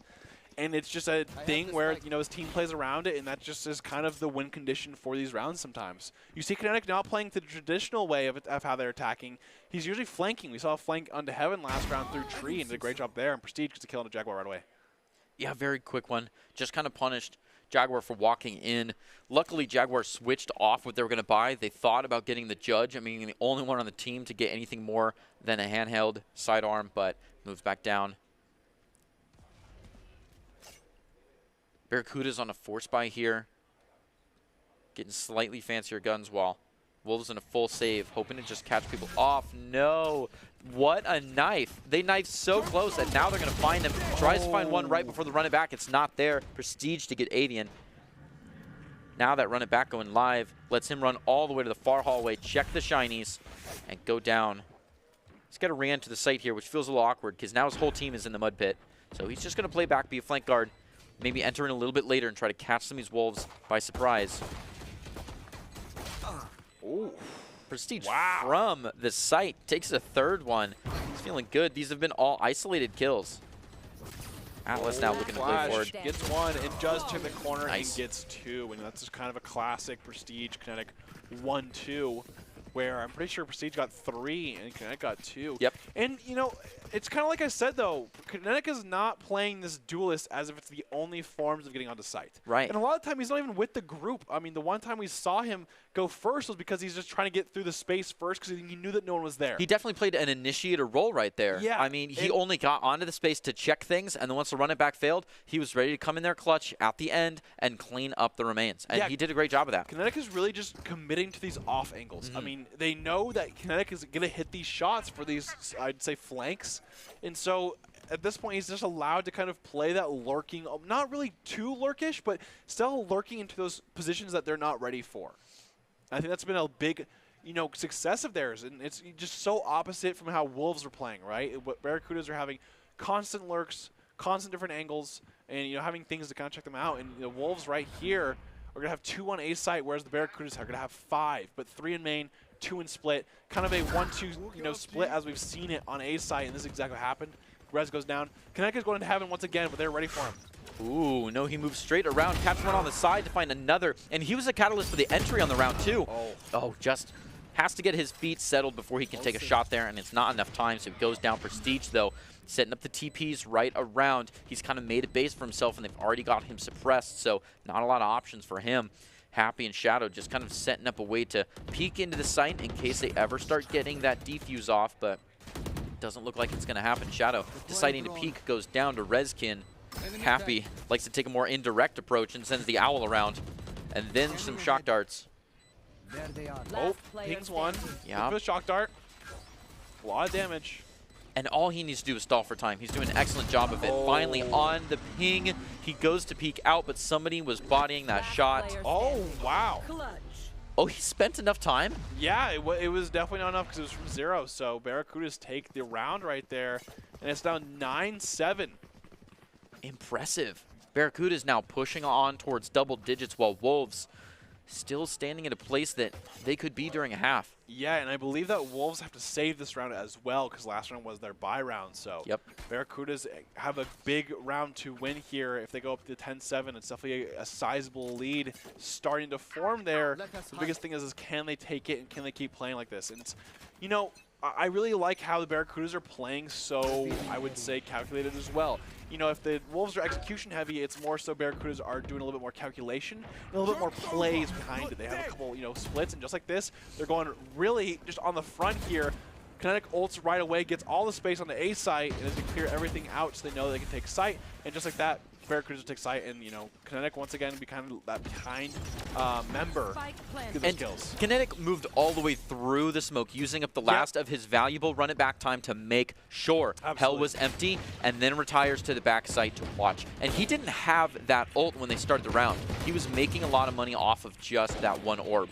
Jaguar moving in very forward, very aggressive, finds one right up front. They have one in hell still. It's a big pinch situation. Prestige gonna get one and happy. Knows exactly where the ping is. Oh, too much utility. Jaguar runs away. Wow. And Kinetic is just, you know, he's going to sit in that flash, and he's going to hold, sorry, sit in the smoke, and hold his flash until he has to. And he's gotten so many kills that way. Just sits in the flash. With Phoenix Flash, it's so fast now, and it lasts long enough where you can just throw it out there and then peek right after. And then that's exactly what he does. And, you know, does a great job of peeking out. And Kinetic, once again, has 31 kills right now. Yeah, Kinetic is going crazy, and it's interesting because he's not hungry for those kills. No. Like, you don't see him being greedy or being very ego about it. Yeah. Like, he goes in, he does what he's supposed to do, and he does it all the way to the extent, like, it still just got me that instead of, like, fake checking or even just moving into the smoke, he moves all the way through the smoke in hell to make sure that corner was empty and used up run it back time where he could have easily been like, you guys check hell, I'm going deep into heaven, I'm going to get some kills for us. But no, he just plays what he's supposed to and then drops back sight to kind of hold things. And that's what we were talking about before the game. You know, just those kind of, those basic things that you could think about. You know, checking all your corners, clearing all your corners, and also just making use of your util. I mean, there's so many times where it's easy to just kind of throw stuff out there, but for Kinetic to have, you know, like we said, he's not going and fishing for these kills. He's not overextending. He's not pushing through. He's not being, you know, just way too greedy with his time. He's getting genuine good kills here. And now has 31 kills. Last time he didn't get 40, but this time I think he's kind of on track for how this game was going for the 10-7 here. And now Wolves are going to have to win this round if they don't want to have to save again after this. Yeah, Barracuda's now in the double digits.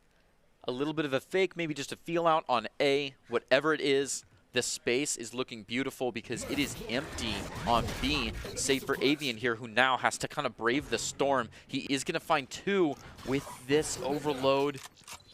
Going to be sending out more utility just to try to keep people at bay while this rotation comes out. We are seeing a little bit of support from the Wolves start to present itself. Barracuda's looking run it back.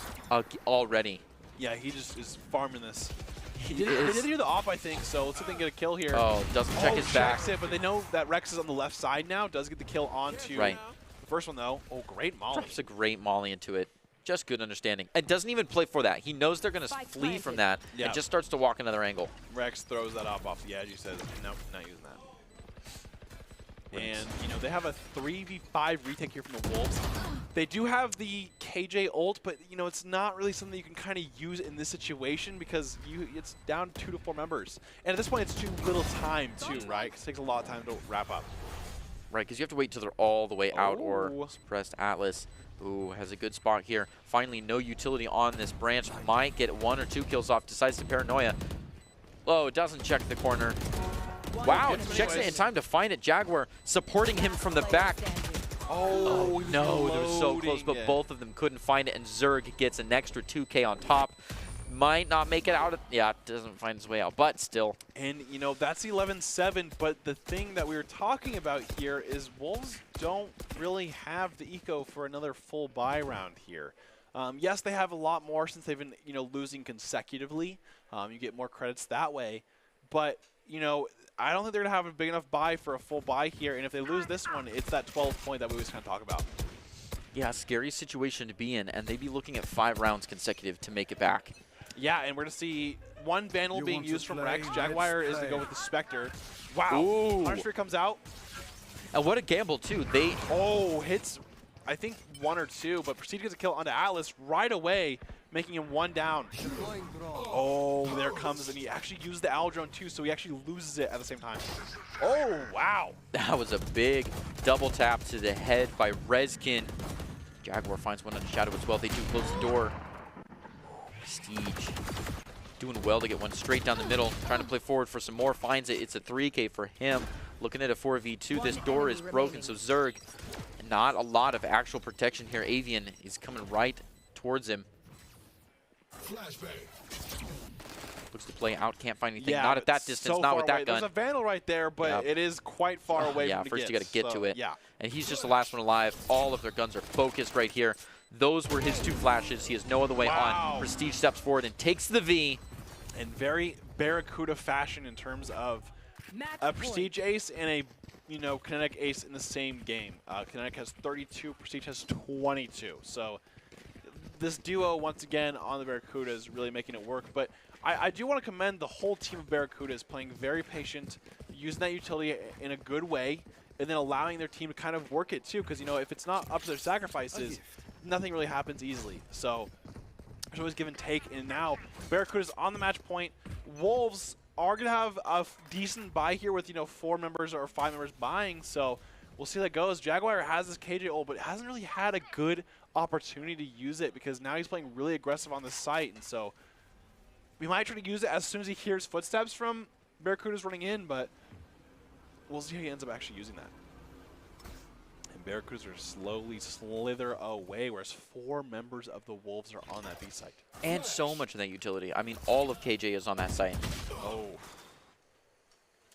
Even trying to make something happen there, but the double peek happening from the enemy team is so hard. Has the dash available, has the Judge. Yeah, this could be the best lineup for the Judge ever. Does a lot of damage, tries to get out of there, even pops the knives before going down.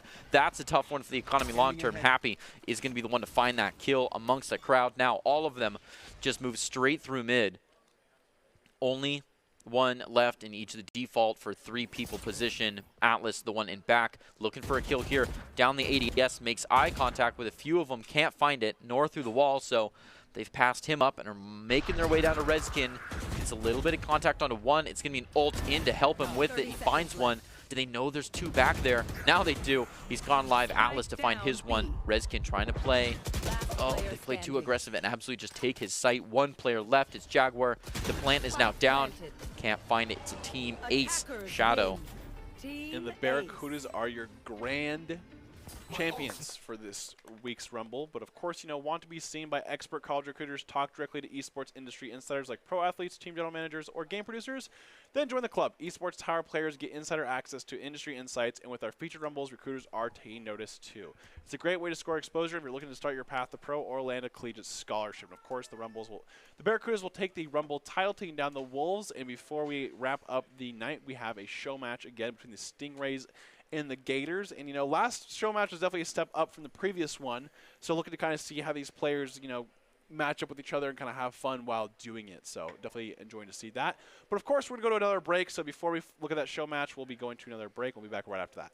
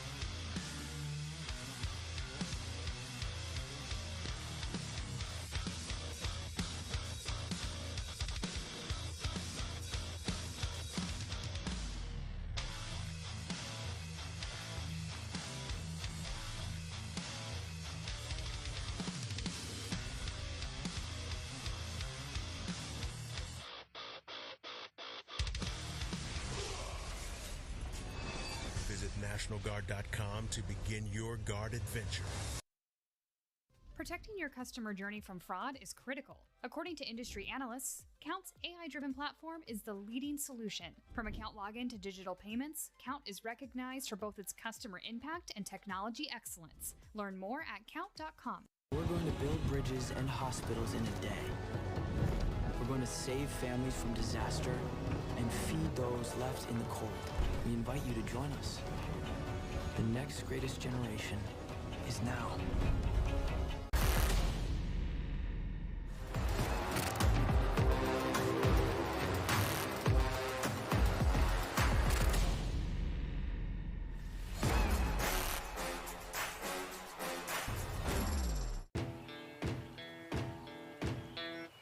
Growing up in Riggins, we have certain rules we live by.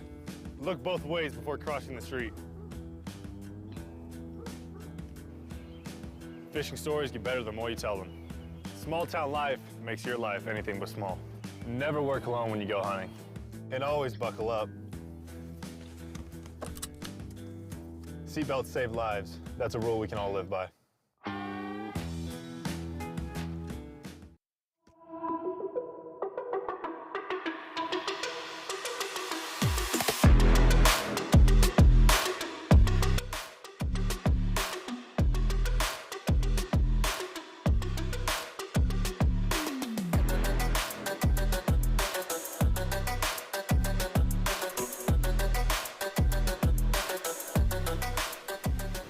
Welcome back to this week's broadcast of the Esports Tower Rumble in Valorant. We are broadcasting from none other than the Boise State Esports Arena, and welcome back to the Esports Tower Rumble. And of course, big congratulations to the Barracudas for winning the Rumble.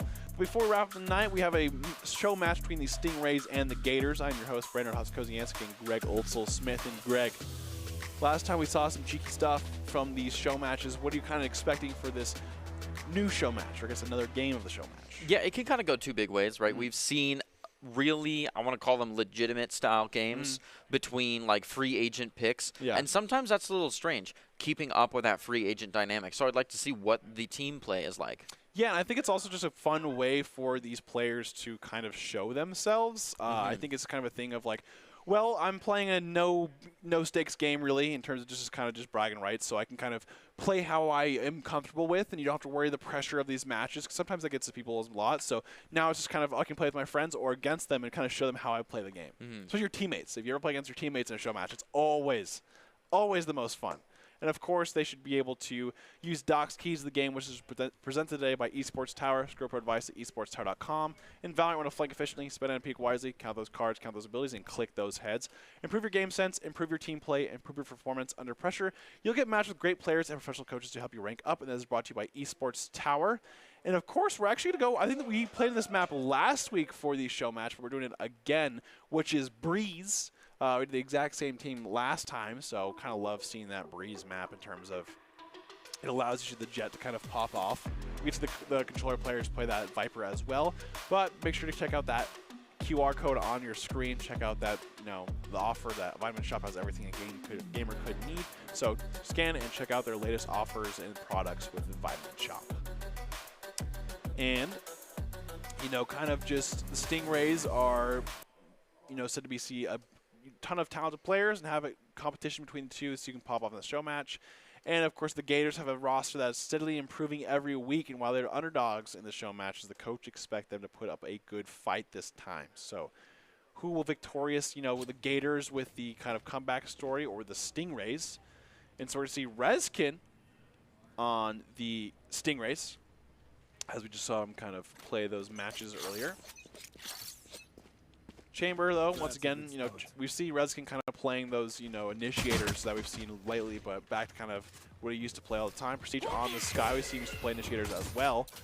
Moonkeeper going with the Yoru again. We did see him play that last week, and kind of want to see how much improvement he's made. I think he had some potential for some Yoru plays, but I'd love to see him kind of create some more space and see some good plays coming out from him. Stingrays are a real pack here. They've got the Prestige and Kinetic combo, as well as Rezkin. And Delete, we've seen a lot from Delete and Majabis. Big names. Moonkeeper kind of getting some shots off. I can find it the whole pack. The Gators looking to move on their way in. They both find one. Straight on in. Majabis just absolutely buries the gun. Close range. They're going to take the site. After owning all of A site, only two. The Stingrays remain one way off site B. And Prestige is one of those. He's being totally guarded right here. He does find one, though. A good flash just to back up, prevent any kind of a trade. He's got to come back around to get some space. Great shot. Ooh, 3K. Single-handedly. Oh, so close. But doesn't get the fifth, and the Gators win the first round. And now it's time for them to do that classic buy round, which is next, And it's always interesting on Breeze because I feel like the Bulldog gets so much more value on this map. Does. And I think a lot of teams don't take advantage of that. Like, I think it's more so, okay, well, let's just go with the Spectres in the marches that we're used to. But the Bulldog has a lot of value on this map. I mean, when you have these long-range kind of corridors, I think it's good to kind of use those extra range. And it's good for bonus rounds, too, for just kind of upgrading to that better gun in that situation. Gators are going to be split between mid and a little bit of a mid B. Absolutely. Looking to move around, get closer. Delete Simp is hoping for a nice and slow walk straight into his shorty. Nobody's falling for that one anymore. Majabis just firing off a couple rounds. Finally, a little bit of interaction for Delete. Doesn't quite find one. Kills is going to be the one to get before Moonkeeper trades. Down to 2v3, but Yoru is low. Moonkeeper. Prestige with the Trailblazer does find one, yep. Looking to move in after that, being very careful of these long angles Coaxials hanging in. Does go down. Rezkin gets 3 of them now. 3K coming from Rezkin, and is now a 1v2. Coaxial looking for, swaps to the gun, and the Stingrays are actually going to take the, the buy round away from the Gators here. So Cheers, mate. they're going to win that round. The pistol round, it's kind of a thing that we've seen at least be close. We haven't seen it. I actually think we don't really see the pistol win just yet. I think we did see last game on the second round of the second half, but I think that was the first time we really kind of seen them win that round. I think it just kind of shows sometimes the pistol gameplay, and sometimes people who buy up play a little too, I would say, carefree. Sometimes you're not really using the things that we talk about, where you're kind of checking all those corners, playing numbers, stuff like that. Because you're like, well, I have a Spectre, right? So like I can just run in there. But then next thing you know, you're dying to 2 headshots from the classic, and you're going, oh, now we're losing the round, and next thing you know, they lose round over. Yeah, and we've talked about kind of the energy and the mindset that comes with having those pistols, right? You kind of have like less on the table, like less at stake. Yeah. You can play a little bit hotter, like a little bit faster. True. And with that, against 2 pistols, you kind of just go down. Yeah, I mean, it's like a low stakes thing where you don't have to worry too much about those pistols. You can kind of walk forward, get those angles that you wouldn't peek usually either. I can say, I'm going to peek this because I don't really care if I die. And if I get some damage, sure, that's great. But, if a different gun, you might be like, oh, I don't know if I should peek that. And I think having confidence a lot of the times in Valorant is going to have you some great aim. And I think that's why sometimes people will talk about kind of maintaining in the game in terms of, well, if you're getting at least a kill, a round or something like that, you're kind of staying hotter or at least on top of it. Whereas, if you're not really, you're going to feel a lot, I guess, less hot, and you're not going to hit as many shots. Yeah, and that's one of the reasons we see op dumping, right? Because if you're like, I simply cannot use this, there's no reason for me to be standing on top of it. That's just a liability. Rezkin not going to fall for the bait there. Oh, and he just takes 2 of them. Did you see that? That was a fake clone. That's a good one. I mean, they got rolled, but Moonkeeper had the fake clone where he just keeps running forward, and you can see it. I mean, he just literally runs forward the entire time. And looking at it through, like, the spectator point of view, I only saw one of them, so I'm like, wait, it's actually him. If you look at him, he's just, that's real. And then he just kind of looks to the left, boom, gets him. But unfortunately, so good. And he lines up, like he looks, he's like, he doesn't look blue enough, but I guess he could have got me now. And now you're gonna see probably some people shoot those clones a lot more. Yeah. I think, and it is really risky to do that round 3 because you don't really know how much they're shooting it just yet. You're just assuming that they're not going to shoot it. So Yoru's a player that you literally have to take a lot of risks with. Kinetic gets a kill onto Ken right away. Looking really aggressive here. Gets his dash back. Ooh, missed some shots there, but Coaxial has an operator, so Gators 2v3 here. They do have the Seekers available from Prestige. Doesn't know if he wants to quite use those. Have a Phantom and an operator, though, so definitely very winnable from this side. Do have the Yoru ult as well to see the information they need. Yep, you shoot a lot of those clones being shot, but Rezkin actually beats Coaxial with a showstopper there. That feels so good in your chamber. Like, oh, hey, nice operator. I got one, too. Ooh. Moonkeeper 1v3 has 2 flashes available. Gets 1 kill. Oh, my. Whoa. Just, wow. Right there. And then TP's out of there. TP's out he of did there. not like that. I mean, he got one on timing. It was just like, oh, I'm in the middle of a flash. I'm just going to shoot here. And then kind of wakes up to an uncomfortable position of there's one person right on top of me. He doesn't know how many people made it onto that site. Yeah, he's going to be in a spot, though, that's going to be really close and going to be really easy for them to spot and shoot. So they're going to take care of that. He basically doesn't have it. Yeah, a lot of people forget that you can actually shoot Yoru TPs. So when we hear that, like, you can actually just, like, shoot kind of it gun and around, yeah. Probably to fake and then use it. It doesn't. Yeah, he uses it to fake, but they check around and they know he's not there. Playing a little bit of an off angle though. Oh no, Yeah, they were Prestige lined checks it, up. though. Difficult. Yeah, good check by Prestige. He is playing the game in terms of, like we said, all the little things. Check those corners. You never know where they might be. And Stingrays took a 3-1 lead, and they are going to lose the operator. I think they actually picked it up as well, so they're not only losing the operator, but they're losing it to the team as well, and they're getting it. So this was crazy because it was so close to not happening. Yeah, it's weird because he could have taken it there, and then it was also so close with the Prestige check. Even if he had gotten Prestige, though, the other guy was lined up right behind him and a ways off. It was a difficult position to be in. Absolutely. Just doing a little setting check. Just checking. And here we go. You want to play? Right in, Let's Stingray play. still up 3-1. We'd love to see the Gators turn around to take the underdog story all the way out. Coaxial checking the typical angles with the op from distance. Majvis looking to move right in, gets absolutely domed. Reskin, 3K, finds one. Ken getting a plant Spike planted. while Viper's pit goes off. It's a little Gets bit more pinged difficult once, playing into but this. no one is in a position to actually get the kills there. Coaxial gets a kill with the tour de force. Prestige once again on the flank. Has a dog and a flash available, so getting into this Viper's pit might not be the worst thing to do for them. Okay. So they're not. They still have 3 alive here. Clids gets a kill on Nick.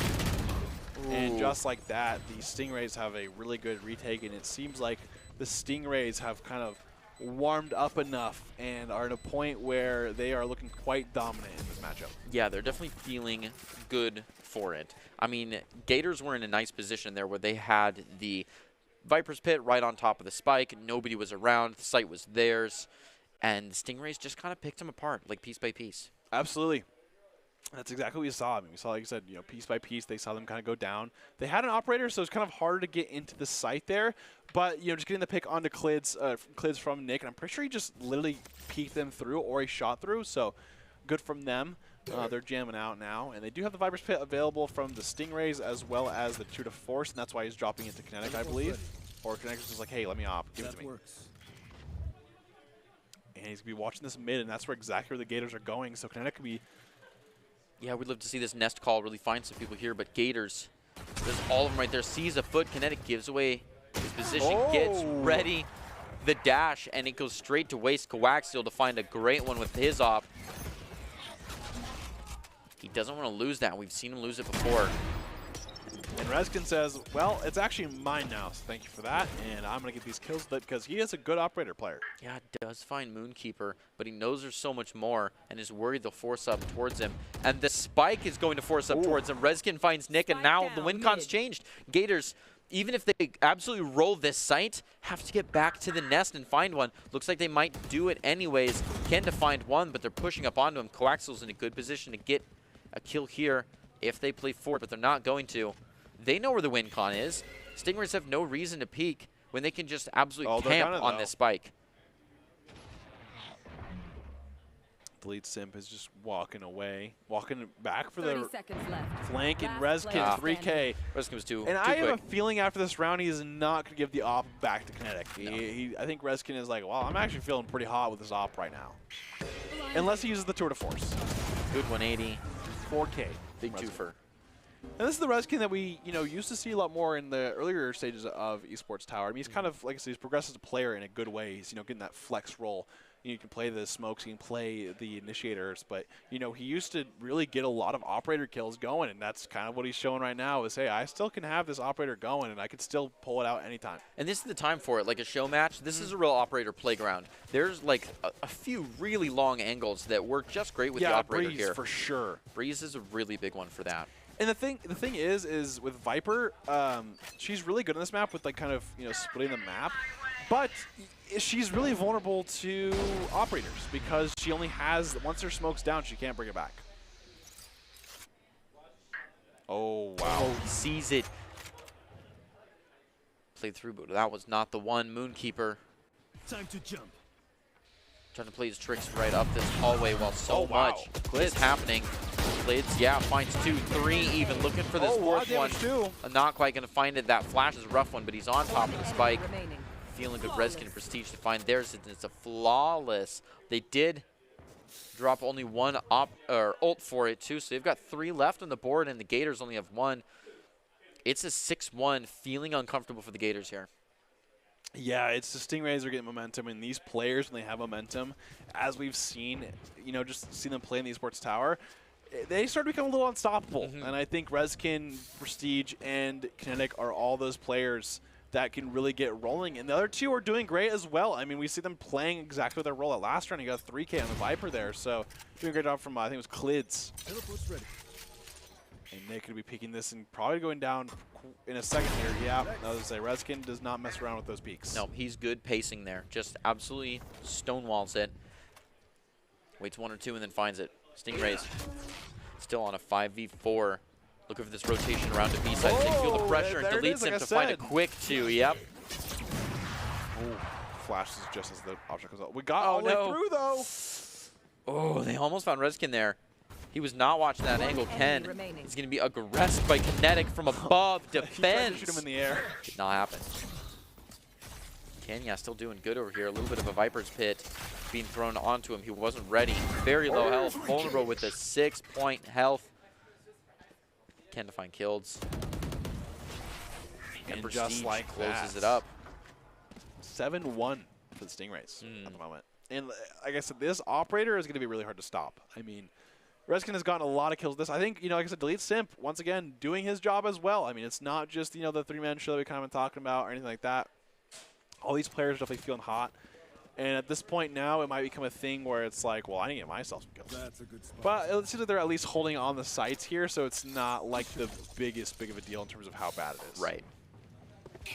Gators looking to push through mid and a hallway. This hallway's been a tough one for him, though, right? Like, we know these long shot, Rezkin here and Coaxial, they've been aggressive for Rezkin. Finds a fast will be there one. every round and be like, hey, who wants to pick me next? He's not here to keep people honest. He's here to ego check people. Prestige now playing nice and close to absolutely dumping the utility to find one. Blind. Walks out with Ken's life. Prestige gets another one. Coaxial goes crazy, but it's not quite enough. Yeah, and, you know, the Stingers are definitely starting to feel like they can just keep going a little further. Keep pushing that, I would say, that boundary a little further up, right? It's like, this is our line. No, this is our line. This is our line. You know what I'm saying? Like, he's putting it in front of each other. The line of scrimmage is slowly being, like, pushed forward. Until, like, kind of your buy-wall gates go up, and then Stingrays are, like, diving into the pack. And next thing you know, it's the whole map. They're just going to absolutely bum rush. Yeah, and, you know, Stingrays are up 8-1 here. Yeah, it's a very, very forward hold. Look at this. A lot of ults available. I want to see ults used from both teams here. True, yeah. Especially that, you know, it was a good URL last time, but I want to see some information gathered. Oh, Rezkin. That was a good flash. They're not going to see him at all. Kinetic is going to wait until he can get so greedy. Oh! Finds, That was an insane flash because he actually flashed his teammates. 3v3, 3v4 now, actually. Gators are in favor of one. Rezkin actually immediately says, no, it's not. Spike planted. 3 ults available still. Oh, headshot. Here comes the Hunter's Fury. Hits him once at the very end there. Seeker's coming out. Yeah, and he's well equipped for this. Once those Seekers are out, he's got nice block on whatever he wants. Here, Delete Sim going to be pushing up, finds one in the typical default. Got to find this defuse, though. Only a 1v2. Nick's got so much to go against. It's an op fight. Oh, he doesn't watch this left angle. Delete Simp. Lets Rezkin ready the bomb. And defuse is good. And just like that, 9-1, Stingrays leading. And, you know, even for a second when Gators feel like they're in a winning position, have one member up, next you know, you blink or you click your fingers. Next thing you know, it is a 4v2, 3v2, you know, just like that. So Rezkin, once again, doing some work with his operator. It was really, Kinetic almost had a great play here where he kind of had a flank and got like 3 of them, but unfortunately does go down there. Yep. And it is 8-1 now, or 9-1. And, you know, Stingrays are just going to keep leading, it seems like, in this situation here. And when the momentum is this high, something crazy has to happen for the Gators. They've pulled out the Tour de Force. They're looking for something aggressive. For some reason, they decided to send the spike up the tube. Again, Rezkin is ready for it. He will take it. Oh, no. A gift. That Viper is just setting up the wall here. They want to wall into A maybe. Yep, sure enough, the wall goes up. Now they're feeling a push through this time. Well, actually, Waxel's doing a good job with this 2 force operator as well. Really far back, looking for some more, but the wall is still up. They've got to wait for that to go down before his position is good. And they're already getting in a quick plant. You have to be careful with that. If you want to rush in and plant quick, you have to get to your stations fast. Otherwise, Stingrays can just walk right in and take it. So they've got to all be posted up in their favorite corners, getting ready to hold this push from the Stingrays. Coming in now. TP's away, yeah. They do the Viper's Pit as well, so Moonkeeper is in a spot where he has a good flank, sees at least one of them. Gonna see 2 soon. And now waits, still waiting though. Oh, he wants melee kills. Oh, has to just rush into one. A little gun switch, looking for some more. He's feeling shaky, finds one. That's good. It's a 1v1 now. Health just went up. Timer's low. Prestige went for a sick play there, by the way. He went for the flex, where he does the 1 tap and then he looks away, but unfortunately misses that by a little bit. They hit him in the body there, so close enough. And now Stingrays up 9-2. And Gators want to, I mean, hey, winning that round, they'll take anything that they can get in this moment because the Stingrays seem to be pretty ahead of the game. Yeah, the Stingrays are pretty locked in, and the Gators would love to see a 9-3 here. Absolutely. And, you know, as we go into the next round, 9-2. Moonkeeper had some good TP there, got 1. Actually got 2. That's been a good flash. Yes, it doesn't actually find anyone there, so they are at least aware. Yeah, so they're walking right out because it's been big A pushes recently, so yeah, a little bit more of the Trailblazer. Process of elimination here. They know that they're at least B side or around the B area. Or camping spawn. Yeah, or they're in spawn. Which it does happen, to be fair. Right? You can't check it immediately off the Let's Rezkin, ready to hold down this spot as we figured one of them might be B. Doesn't look like he wants to push out for that, though, so Stingrays. Oh, Rezkin is he's going to hold that for as long as he has to. Lee Sim gets 1 as well. 5v3 retake. They do get the spike down, but no ult available, and Kinetic has knives, so he's about to go crazy. Comes flying right in and still can't find one, and tries to Cloudburst to split him up and walk around the side. Gets 1. No. Rezkin just guns down Nick. In response, pulling their knife holder. Flash now, and Voln, and Prestige is the last one. They just dumped utility on him, and now Stingrays bringing it to double digits before the half. That is impressive. Kinetic went for the 1 knife, hope that he hits the headshot to reset it there. Because I think he had a gun, but he was just like, nah, I'm going for this as well. Right. But I mean, in this situation where it's 9-2 in a show match, I think it's kind of fair to just go for that crazy clip. And we'll see right here. Misses a couple of them. You can see it from the other point of view because you just see him like run with the knives, just miss one and then just die. But Rezkin with that operator, man, and that tour de force, just doing a lot of work with it in this series. And I think, you know, it is now 10-2. I can definitely see him trying to save for it to kind of put it away, but we'll see. You can definitely see, you know, whoever. I think, like I said, we said this before. Gators got to win this pistol round. Very important for them. It is, otherwise, like, that's kind of it. If Stingrays find this pistol round, it's not hard to say that they've got the next one, you know, slated for them to win, and then it's a 12-2. Absolutely here. It is now 10-2. Moonkeeper throws it away. Has a shorty, which, I mean, can be used with Yoru if you can get a, you know, close enough with that TP, but we'll see how it goes. Prestige is going to be silenced here. Only finding 1 so far, though. Nothing else. Ooh, does check, and now Sekan is going down for sure. Totally gives up his spot, which is a lot of their posture on A. I mean, now everyone has to come flooding in as they lost the only 2 Gators holding it. So it looks like they're going to try to make their way back to this re-hit, but Stingrays got him pretty locked in. Delete Simp and Clids just fighting off anyone trying to make an entry. Nick now, they already know where he's at. Got him cornered. Prestige stays in the rope. Nick gets him. Yeah, he did find one there. They're hunting him down, though. Getting the defuse here is nearly... I mean, it's difficult.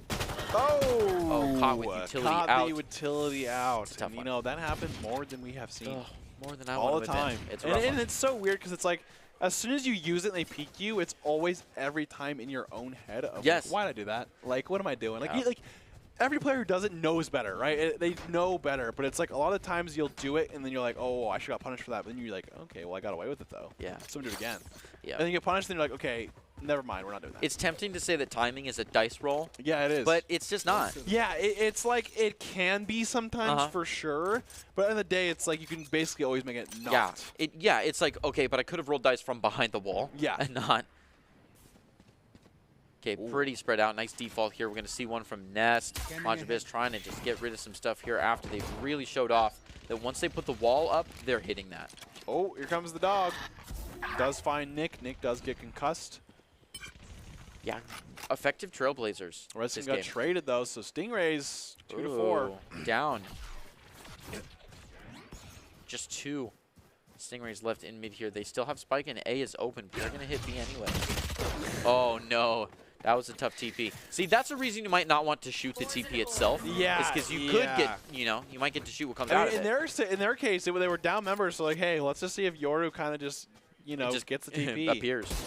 Ooh, and they got to kill. Prestige got to kill the Guardian right after that too. So now it's actually even in a 2v2. And this is a buy round from the Stingrays, so they have the money. Goes for the plan on that unguarded A site now. One more in mid. As they're separated, there's a chance here. Decides to drop the ult.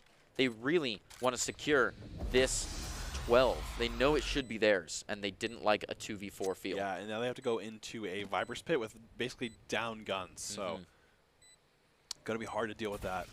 Trying to throw some utility in, just get something. This Marshall is just uncomfortable. Yeah. Great job by Clids there, peeking out of it. Nick looking for Prestige. Oh, almost gets the flick. Yeah, got one to the chest at least. Yeah, but does not get him down there. And the Stingrays are now at match point as they are attacking. And it's a little uncomfortable to be match point for the first gun round of that half. Like, you don't really know how things are yet. Yeah, exactly. And, you know, it's literally been 2 rounds, and they won the pistol, won their buy. And so now it's basically going to be, you know, the Gators buying up, and how are they going to be able to do it, you know? And so we don't know. Yeah. So Gators looking to force up and just get something here. We're going to be playing pretty forward onto A, pretty forward onto B. Stingrays start to move up, sending them all in through tube and cave. And Kinetic, I love watching Kinetic just kind of have all the free will in terms of he can just go all the way in. Because watch this, he's about to get one or two here. Yeah, it's going to be a massive cutoff. Gets one. Kinetic finds one. Oh, good cloudburst. Dashes across the cloudburst, sees both of them. The spray transfer is not quite there, but it was big damage. Now 1 Gator left on low health. They're just coming in after him, and it is a Marshall to the jaw for 13. Absolutely, and of course want to be seen by expert college recruiters. Talk directly to esports industry insiders like pro athletes, team general managers, or game producers. Then join the club. Esports Tower players get insider access to industry insights, and with our feature rumbles, recruiters are taking notice too. It's a great way to score exposure if you're looking to start your path to pro or land a collegiate scholarship. And now we get kind of into the discussion, which is the ICCU player of the game. We had 2 matches tonight, so we know kind of have a good bundle of both those. I mean, obviously, I think instantly sticks out to me. Kinetic. I mean, he dropped like a 32 kills in an important game too. This is like the grand finals. And he dropped 32. So to me personally, that shows a lot to deal with. I mean, Kinetic did well too with like 20, I think 23, 24-ish. But for me, Kinetic takes that one for that. Yeah, it's hard not to give it to Kinetic, Prestige, Rezkin, Avian, Jaguar in that order. Wow. Okay. You're ready for That's kind of how I see it. Yeah. Avian, that was one of my top 3 or 4. I think you said 3 or 4. No, it was 4 because you said Rezkin at 3. Let's see what else we got here. I think Jaguar did pretty well tonight too. He just felt present. Like Jaguar was always like he kept you honest with that shorty. And I mean, I just know that's the way that Jaguar likes to play. Rezkin 3K had some crazy one-offs and was also just like a stable, you know, their piece. Like he was present as well. Absolutely, see Rezkin. My guess the last one has to be that Kinetic. Yeah. Kinetic just had some just game-breaking plays here. Or it's one of those things. Oh, Matrix. Okay. Maybe it's one of those things where they've just done it too many Production times. is just tired of giving it to the kids that, That's very fair. I think out of all 3 of these, though, I think my bet would be on Avian. I think Avian has I was going to send it to Rezkin. Really? We'll see. We'll see what they've got in store for us. I just think Avian had some great plays. Oh, definitely. A lot of good moments, you know, a lot of good flanks, I would say, a lot of good 3Ks, things like that. But, you know, it could be Rezkin after that last game. I don't know. It could have some recency bias, per se. Yep, and that's crazy because it is Avian. So good work. not surprised there. No. But the player of the game is brought to you by Idaho Central Credit Union, who believes a great player makes a team more successful, just like Idaho Central's helping members achieve financial success. Avian is the Idaho Central Credit Union player of the game and had a great night tonight. I don't think they ended up, getting through it all, but tried their best tonight and, definitely put some work in. And just, great player overall. I think Avian is one of those players who definitely has done well over and he was playing KO today, too. He is historically a chamber player. We've seen him do chamber over and over again. The last 2 weeks we've seen Avian really kind of perform on that chamber. So for him to kind of be able to swap up his pool a little bit, I always think is really great to see, and especially in these esports towers, because it just shows that these teams and players are really evolving each week and kind of getting better and better by the week, which is really all you can kind of ask for.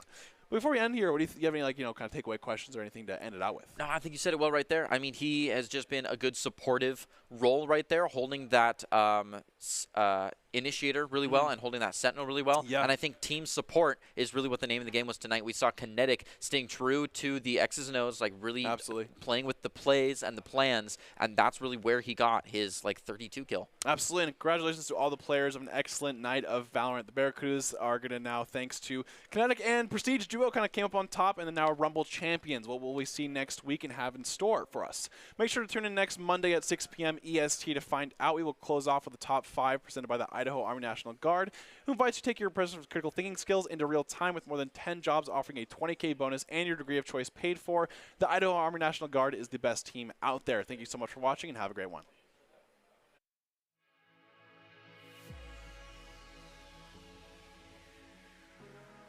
Maybe enter in a little bit later and try to catch some of these wolves by surprise. Ooh. Prestige from the site takes a third one. He's feeling good. These have been all isolated kills. Atlas now looking to play forward. Gets one and just turn the corner Nice. and gets two, and that's kind of a classic Prestige kind of. Same turn. Sorry. Rex is going to be defending here from Mail. Oh, Fake we've check. seen so much. The util fake check, just in empty hands, courtesy of the corner, not actually full checking. It's going to be his downfall. Fryer, though, finds one to bring it a 1v1, but the clock is still so high. Doesn't have time, He just does not have time. Thinks about an orb. Jaguar moving in very forward, very aggressive, finds one right up front. They have one in hell still. It's a big pinch situation. Prestige gonna get one and happy. Knows exactly where the ping is. Oh, too much utility. Jaguar runs away. Wow. Rounds from the aggression that the Barracudas have shown. Good catch by Prestige. This one. Ooh. I didn't think he shoot. I guess he shot through. He did. He did. Okay. Oh, there it is. Nice. Just find an angle where they know that Rex dashes a lot all the time. Gets two. So adaptive. Three. He knows their plays. Oh, Here. a good chance to use the running back here as well. Yep, sure enough. Gets dropped out. Rex is going to find one. Kinetic. Go crazy with that running back. Finds a two. Yeah, Shadow to lose a lot. Trying to play through Shiny. Gets caught off boat. Prestige tries to plays after. Can't. A good flash inside, but it's just not enough to make space, though. Kinetic